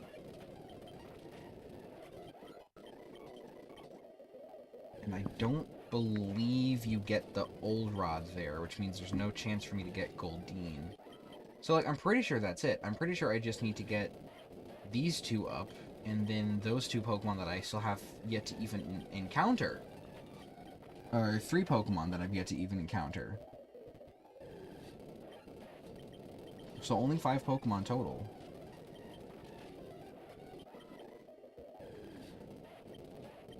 At least in terms of, like, needing to grind their levels. These other 2, I'm just frustrated at this point.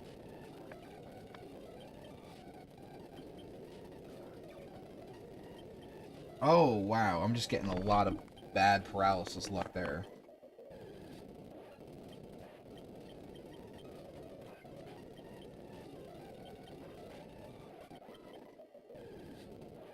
Okay.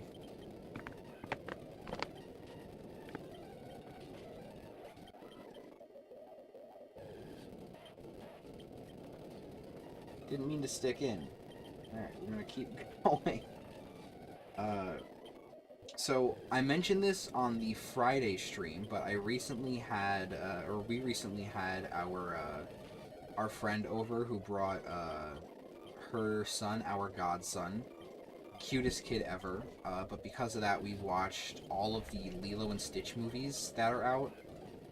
Not for any particular reason, just because, like, oh, it's, like, cute stuff that a baby could probably enjoy, and, you know, it's like, they're all on Disney Plus, we have Disney Plus, might as well. Me realizing that there's 4 different Stitch movies kind of took me out of it, because I was like, I remembered, you know, Lilo and Stitch. I remember Lilo and Stitch, Stitch has a glitch. And I remember Leroy and Stitch, which my fiance had never heard of. But then I had completely forgotten about Stitch the movie, which came out before Lilo and Stitch 2, and I'm pretty sure was that, like, direct-to-TV, like, it was, like, the TV movie that was, like, the soft backdoor pilot for the Lilo and Stitch TV show. And, like, I remember that. I'm paralyzed. Oh! Oh, yes! Yes, that's 1 Moonstone! Oh, thank God! Holy shit! We're almost out! We're almost out of Mount Moon. Now, I don't know how long this next moonstone is going to take, but still, getting one of them out of the way is a massive boon towards the progress here. I love that. See, and that's why I keep playing. Not because there's these painful lulls, but I get this massive, like, little buff to my adrenaline dopamine, just like a quick rush of, ooh, that felt good. That's a positive rush.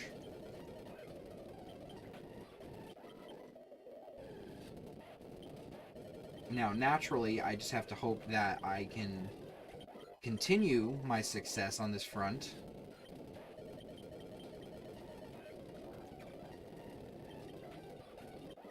And get my hands on another moonstone post-haste.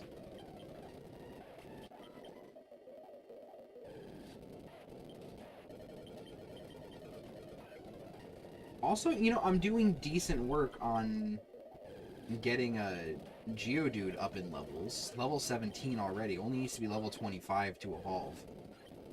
Which, granted, most of this is coming from Switch training, but the fact that the Switch training is working so efficiently in such a level of time is honestly really good. Okay. I couldn't... I couldn't get my expectations too high on that one. I did, like, I have that brief thought for a second, like, oh, this could be that 5%. This could be, like, it was instead the more common 95% chance to not have a moonstone. But hey, like, for a second there, I really thought, oh, maybe I'll get 2 in a row. No such luck, but hey, that's okay. I mean, hey. No, not yet. That would have been really fine.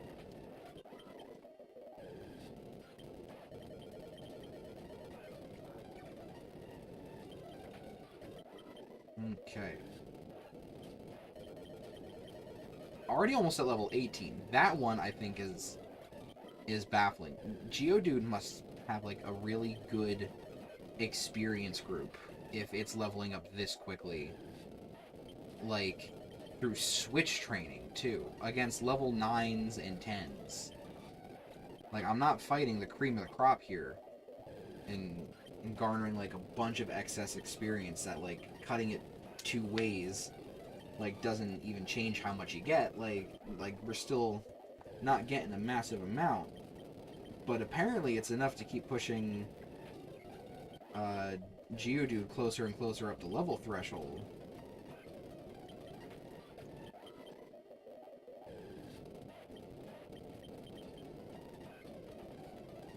Mud Sport. My day's doing pretty good so far. Haven't done a whole lot. Watched some YouTube to kind of start out my day. Like I mentioned, I had my nice cold pizza for breakfast. And then what else did I do? You know, not really a whole lot. Kind of just hanging out.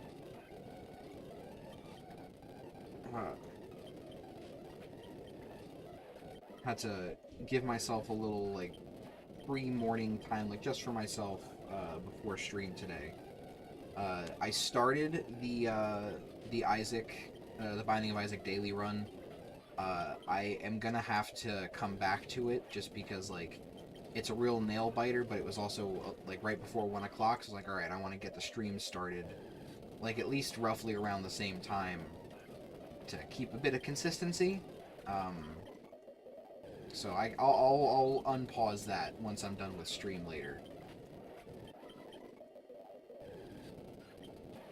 Yeah, and then I'm gonna keep playing more Assassin's Creed. I mentioned earlier in stream that I'm playing a lot of that right now.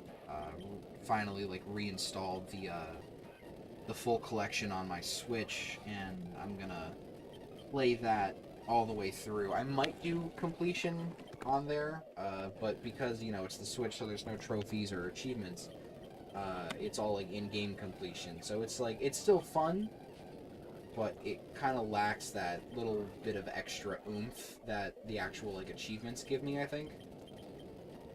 Which, that's fine. I still enjoy them, and I get to play Assassin's Creed Brotherhood, which I've never actually played before. I bought the full collection a while back, because it had the 3 like main Ezio games.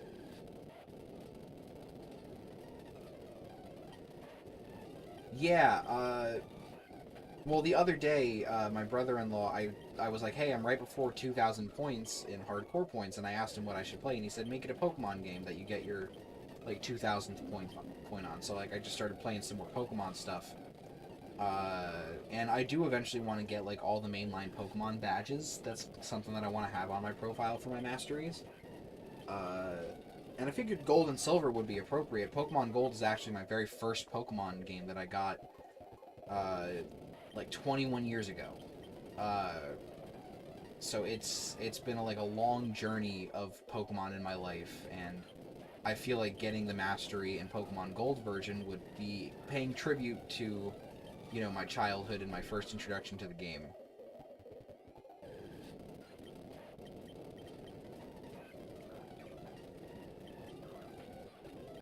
Plus, I played a lot of Johto, so I know the region fairly well. There's some things that I'm still like a little blind on here and there.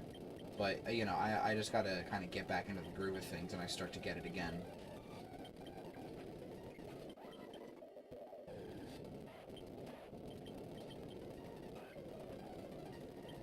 Yeah.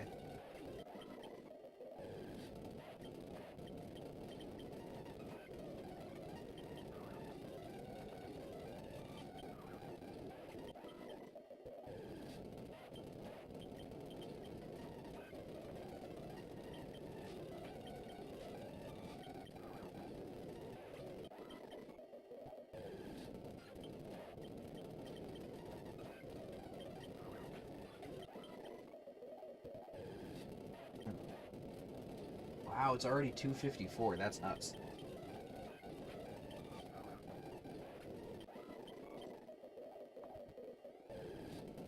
No, Hoenn is my favorite region. I might have started with Gen 2, but Gen 3 is when I really like fell in love with Pokemon.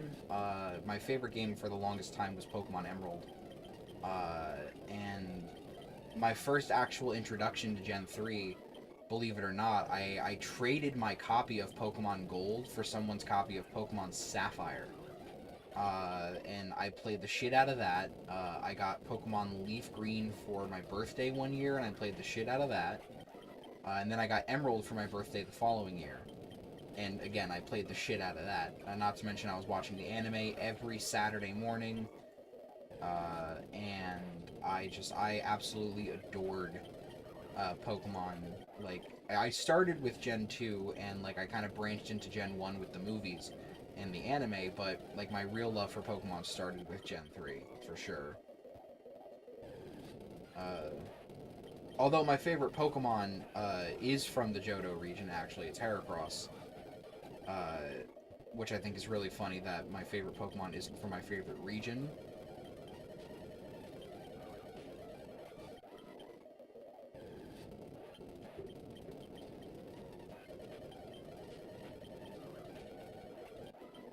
Alright, I'm gonna have to run back and heal now.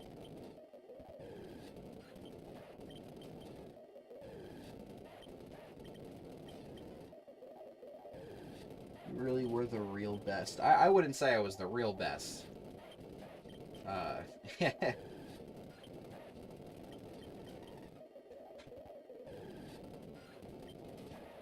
Also, yeah, I like Heracross. He's fun.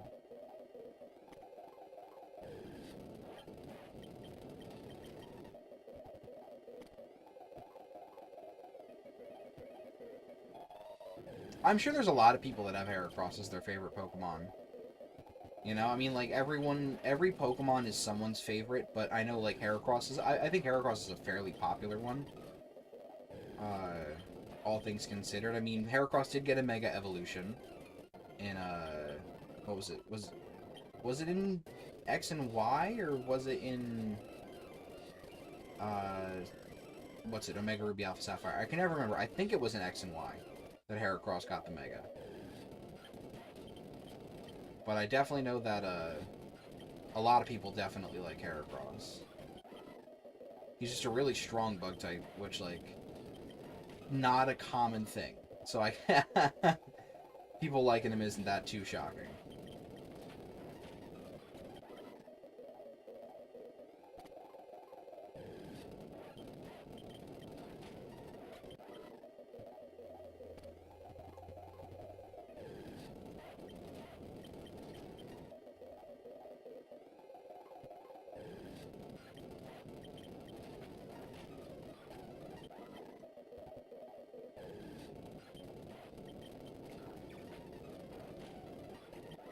Alright. I just need that last Clefairy to gift me the magic of a moonstone. Just one moonstone, please.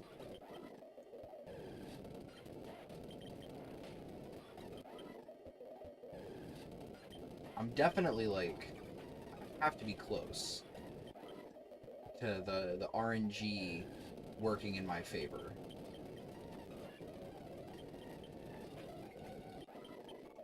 Not that close, apparently.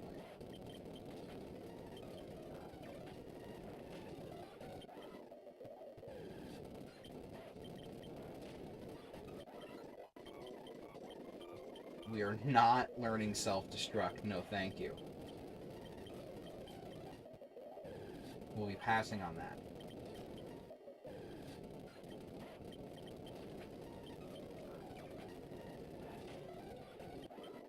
Okay.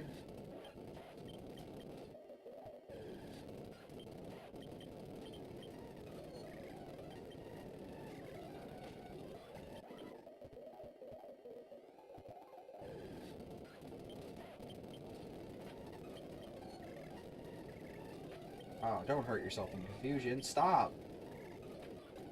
Thank you.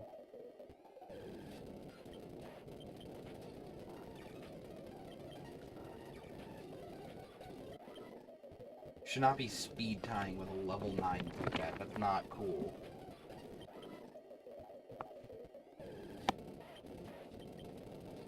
Alright. Keep at the grind. Might as well. Might as well.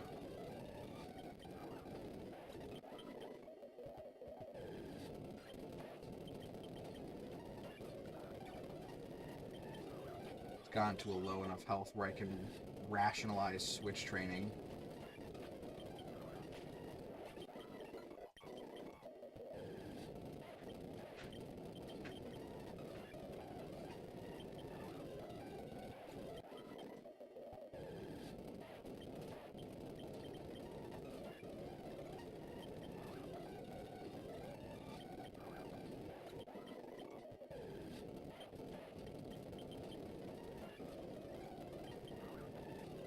And they always have to get off this fucking defense curl, so I have to take 2 turns to KO it instead of 1 turn to KO it, which is just obnoxious, of course.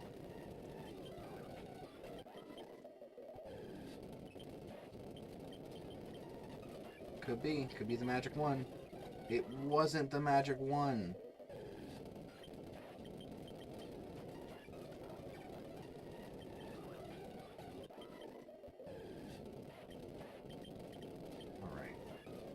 I want to be able to end this stream with at least 2 more evolutions with my moonstones. That's like my main goal right now, is to finish the moonstone grind, do Wigglytuff and Clefable.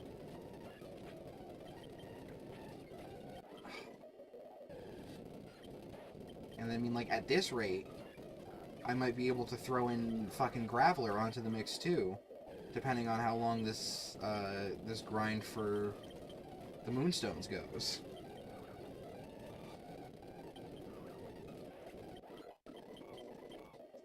Like, we're very close to a Graveler evolution at this point.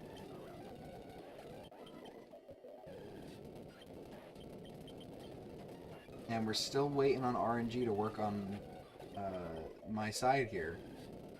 For these Clefairies. God, I knew this was going to be a pain in the ass. I just knew it. I could feel it in my jellies. I had the strangest feeling like, damn, you're going to encounter this massive issue. You're going to have to climb this hurdle, and it's going to be a pain in the ass. And it's a pain in the ass. Ay, ay, ay.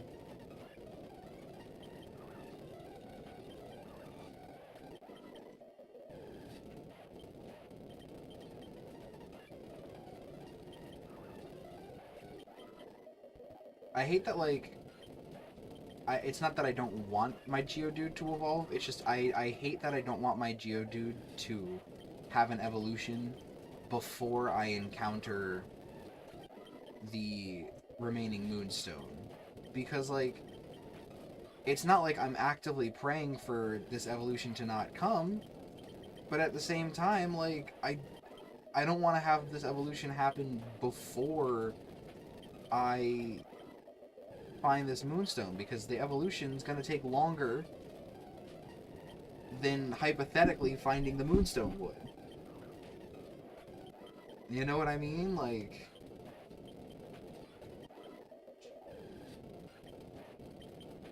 hypothetically, it only takes one Clefairy to show up in the wild, and then me to use Thief on it, and boom, there's my Moonstone. But no, in this case, it's like, okay, like, I'm gonna keep encountering wild Pokemon again and again and again and again and again. And one of them may or may not have what I need, but that's okay, because I'm still gonna get a fucking Graveler evolution out of it, apparently.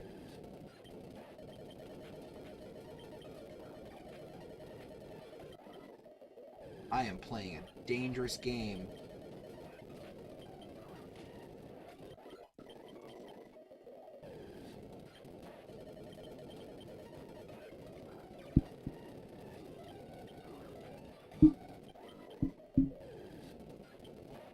These Clefairy really are taking their sweet time showing back up, too. Like, they are dragging me around. Oh my god, the fucking paralysis is kicking me, too.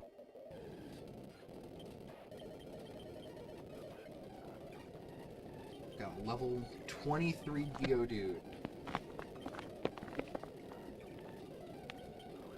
And I got most of its level ups from switch training on wild Pokemon in Mount Moon.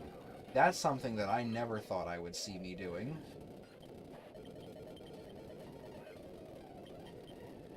No PP. We got no PP left. Gotta switch to a move that's got PP. Can't got no PP.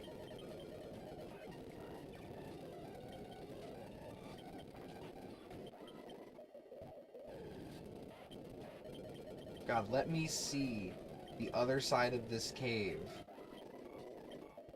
I want to be able to know what the light on the other side of the tunnel looks like in this stream. Because I am going to say, if by the time it reaches 3:30 I don't have the Moonstone, that is when I'm going to be cutting the stream. So it's like, okay, like, do I want to... Well, I have to think about what I really want to happen here. Realistically, I have a feeling that at the very least I'm getting Graveler by the end of stream. Not quite what I was hoping for, but, I mean, still at least something that's 4 Pokemon. I am actually currently grinding Day Moon Rocks right now. I have one of the 2 Moon Rocks stolen off of a Clefairy. I need to get one more Moonstone, and then I can finally leave this accursed dungeon once and for all. Until that point comes, though, I am going to be switch training this Geodude because its health is low and I don't feel like leaving the cave just yet. So I already almost have a Graveler before I've gotten the 2 Moonstones, and most of it is from switch training. I'm really hoping that I can get that Moonstone before I end the stream, though, just because then I could likely, and I literally don't mean to pun this, but it's just happening that way, I could kill 2 birds with 1 stone and evolve my Geodude on top of evolving my, I guess 3 birds with 1 stone in this case, because I'd also be evolving a Clefairy into a Clefable and a Jigglypuff into a Wigglytuff. So I'd get 3 evolutions. Yeah.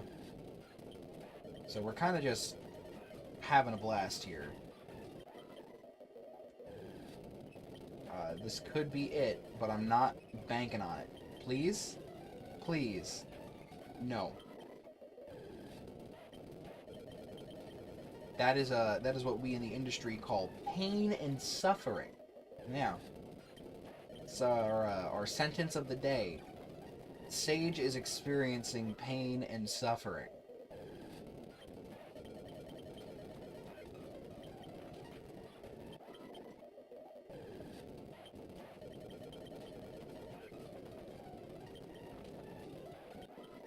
Oh my goodness.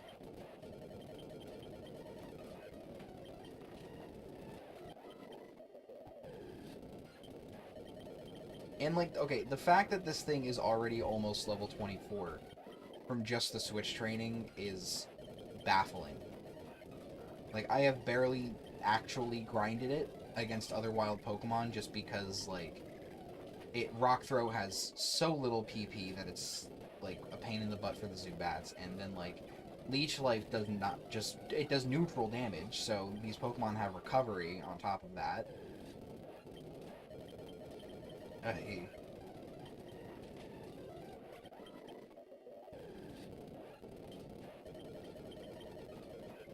Well, and here's the level 24 for Geodude. Yep.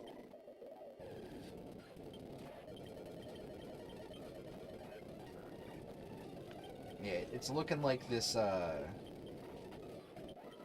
Oh, this Graveler is not only fully attainable, but it is within arm's reach currently, which is kind of upsetting in a weird way.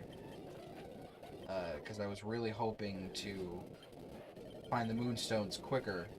Obviously, I knew this was going to be a pain in the ass. Like, anybody who I've talked to about this upcoming stream here, or not upcoming, but this stream in particular, knows that I've kind of been dreading the Mount Moon grind.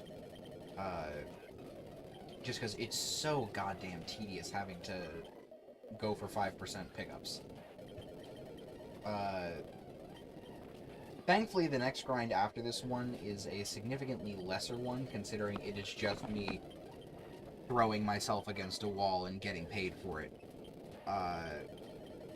So hopefully that, you know, that one's more entertaining. I might hopefully have more to talk about with that one, too. I know the, I guess it's mid-season, since I know Daredevil was going for longer. The mid-season finale for Daredevil comes out tonight, so I'm very excited for that. There's no PP on that, that's right. I ran through all the PPs. I'm trying to set up plans to go see the Minecraft movie soon, so I'll be able to talk about the Minecraft movie. You know, good old Flint and Steve. And I am Steve. When I grind that Gen 2 Lucky Egg again, I lost the save file. Oh no! Oh no! That's horrible.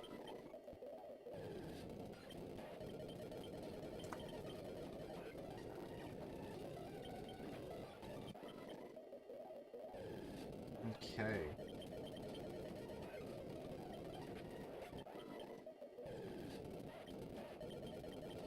Already halfway through level 24.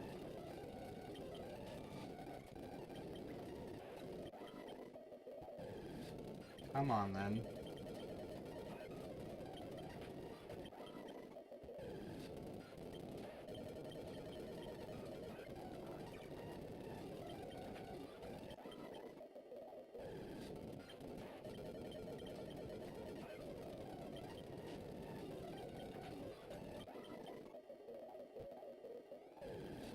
Gonna grind a Haunter up again and everything. Yeah, that's gonna be a really fun grind. I can already feel it.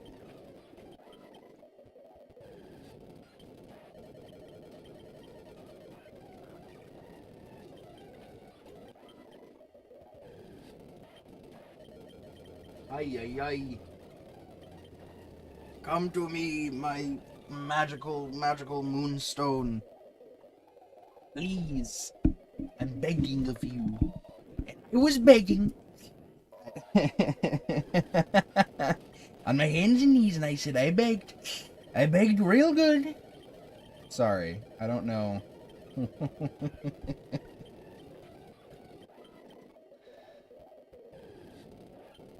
Don't know where that demon escaped from, but that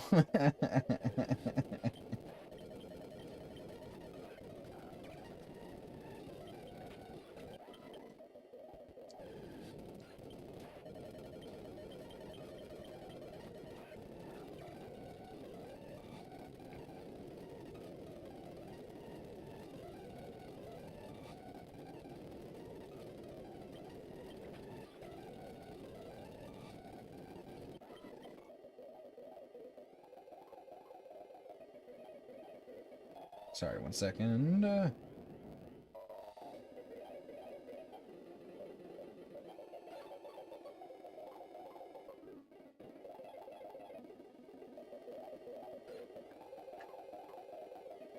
Oh, okay.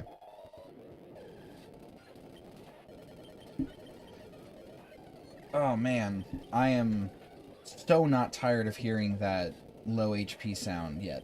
Not even a little. Come on, man. Come on.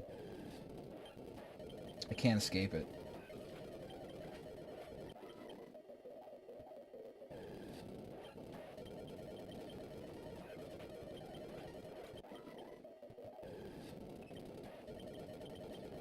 Please. I'm begging you, RNGesus, please. Ah! No.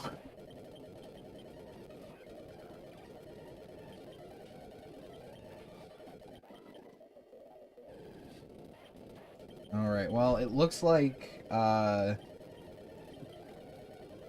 prophesized son, or I guess the prophesized daughter of rocks, shall, reach her true enlightenment shortly. Alright. Well, I mean, it's an accomplishment. I can't be upset about that. This is something that I absolutely 100% needed. So I guess, like, A+ in that regard. There we go. We applaud. We applaud. Graveler. Okay. Well. I guess we switch to Zubat now.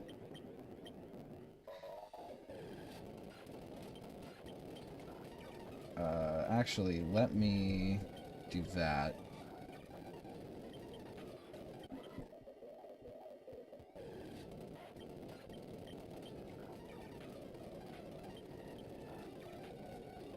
My pet rock did get bigger.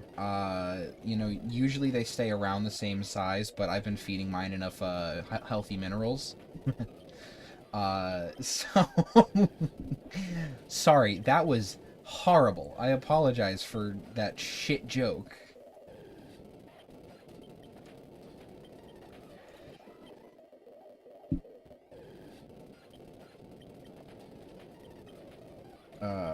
Boy.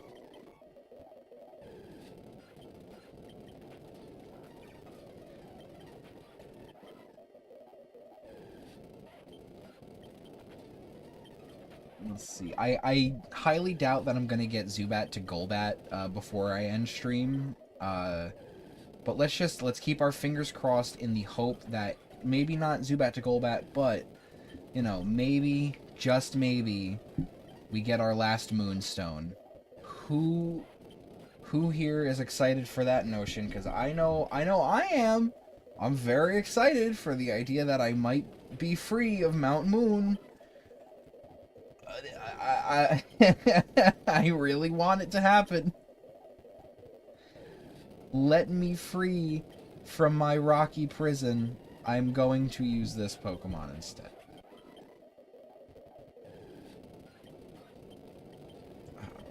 Might as well use Astonish, I guess.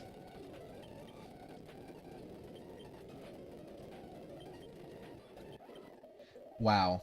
Exhilarating gameplay, guys. Woof. Wow.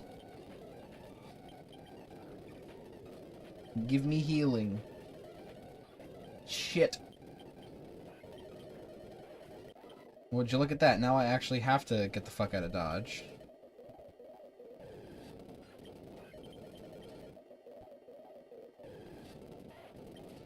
Ah, gives me a reason to leave the mountain again.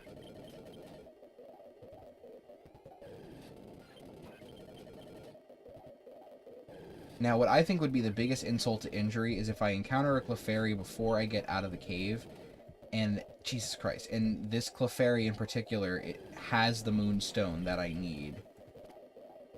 I think that would be the biggest, like, fuck you. Like, right before I get out, a Clefairy shows up and hands me the Moonstone as I'm getting ready to go heal my Pokemon to continue this meaningless, tedious grind.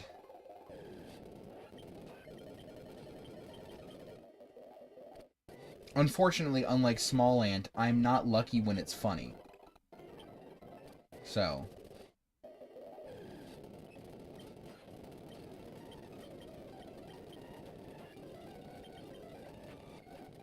See? I'm not lucky when it's funny.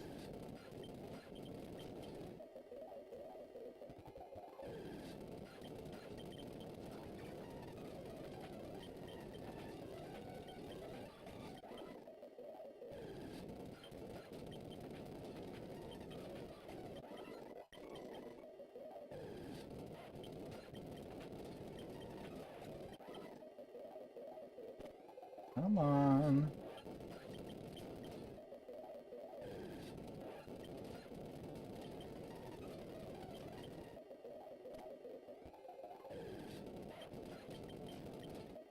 Well, the stream, I'm ending the stream at 3:30. So it's not a matter of, like, optimal, like, oh, yeah, I'm going to do this, and then I'll end the stream. Like, I plan to end the stream at or around 3:30. So that's why I'm, like, I'm kind of hoping that I can get it before the stream is over. But, like, if I can't, I can't. You know, I can always do the hard part off stream and finish that grind, so that way we can just get the fuck out. I could also just end up getting it right here, but, you know, that would require a certain level of luck that I appear to be lacking.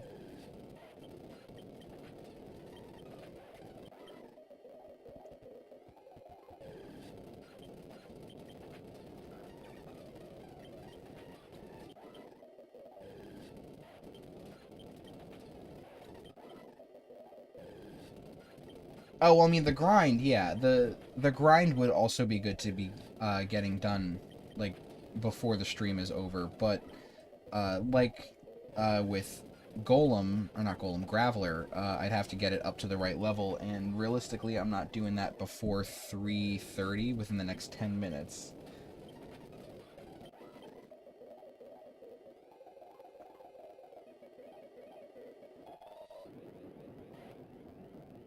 Sorry, responding to a snap.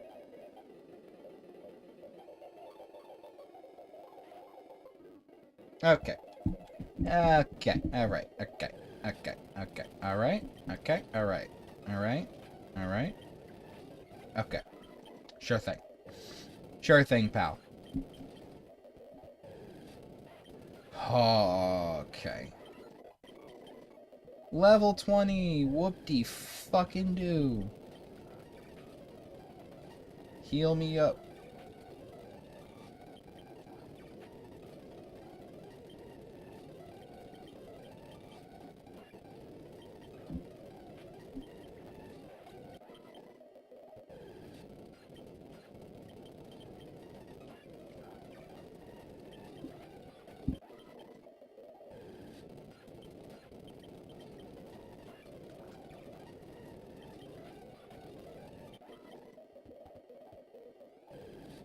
This is pain.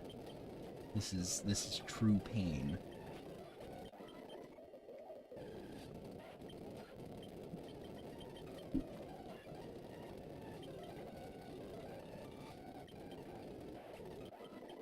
Come on. This guy's almost at level 40. Boom, right there.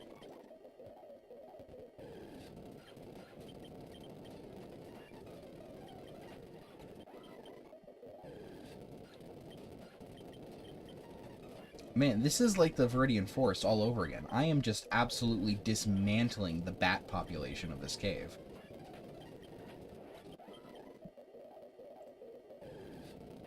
Animal rights activists be damned. Your precious bats hold no power against my gigantic fucking bird.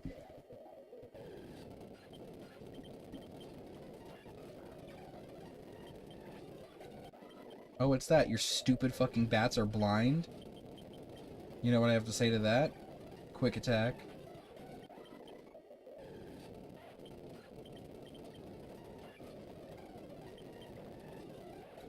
Oh boy.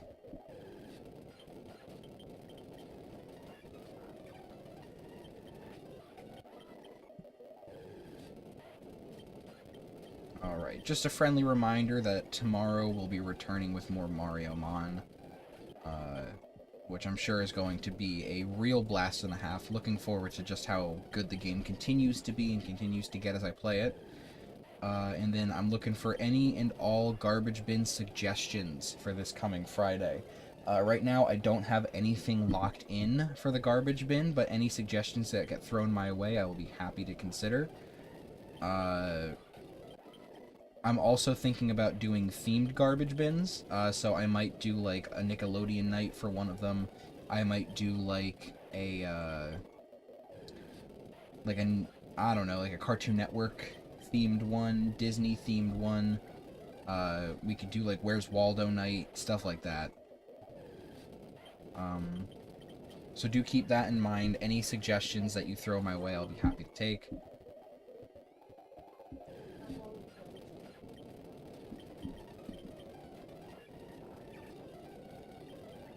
Alright. Still no luck on this Clefairy showing up. I would really like the ironic, like, beauty of getting the Clefairy, like, right before I'm planning on ending the stream. And then, you know, maybe that way I can, I don't know, extend the stream a few minutes just so that way I can get those 2 evolutions out of the way. Because then I'd have an excuse to run all the way to Cerulean City, like, leave the cave and just zip right on over. So that I can, get my... Oh, you're a bastard.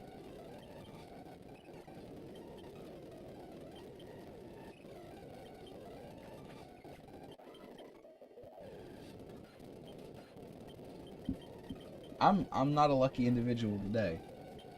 No, my RNG luck is not treating me well. Finally another attacking move. I say I get rid of Astonish here. And I can actually combat these guys again. We're gonna just move that over real quick.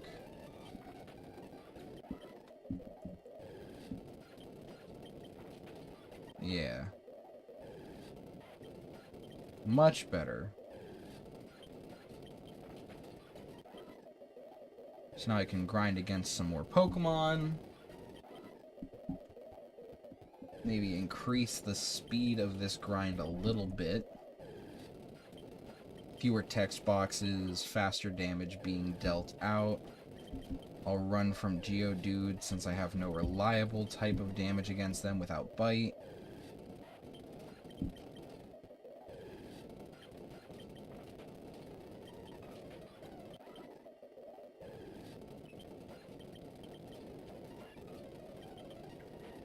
Oh.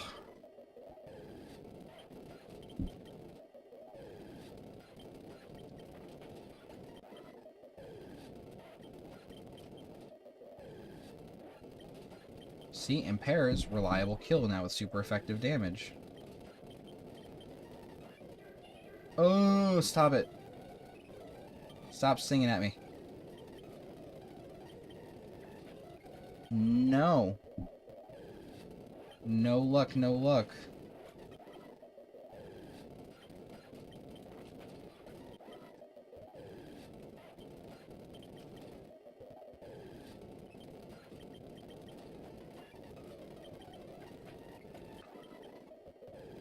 I will say, I've been getting really lucky on the Clefairy showing up. That's at least something to say.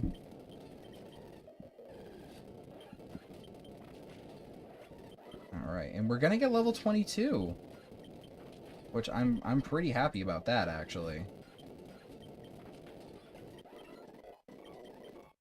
Look at that! Wow.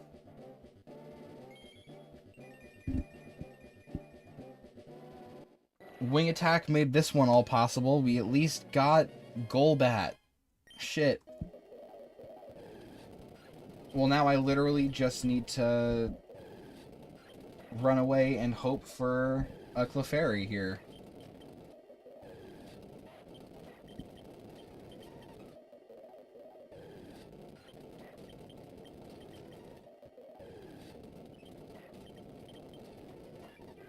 Could this be? Could this be it? No. But hey, it was worth a shot.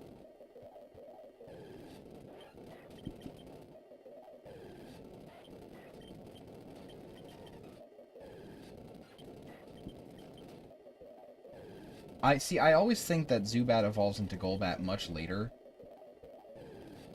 But hey, you know, I'm happy that we're at least at this point right now. Cause that is 4 evolutions done on one stream. Really fucking solid work today, I gotta say.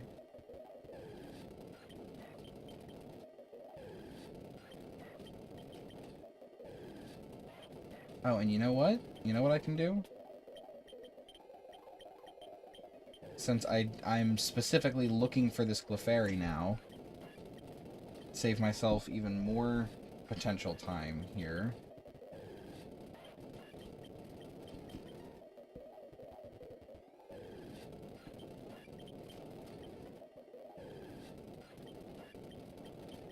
I know this does absolutely nothing, but let's move to new tile set. Look at that.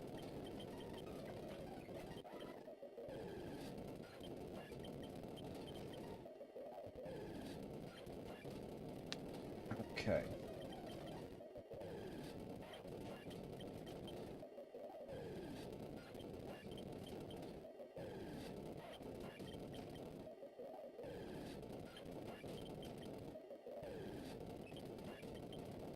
Keep going right to my Pokemon button.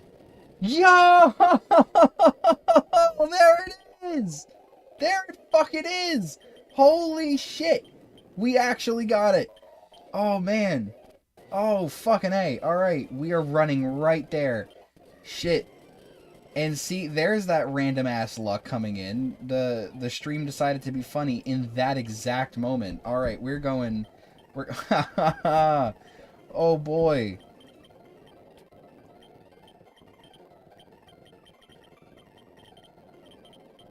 That is, like, comedy levels of funny and lucky.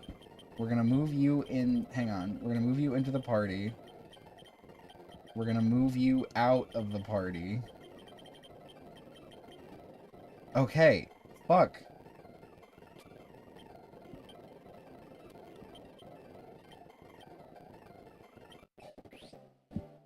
Alright. God damn. I'm so hype about this right now.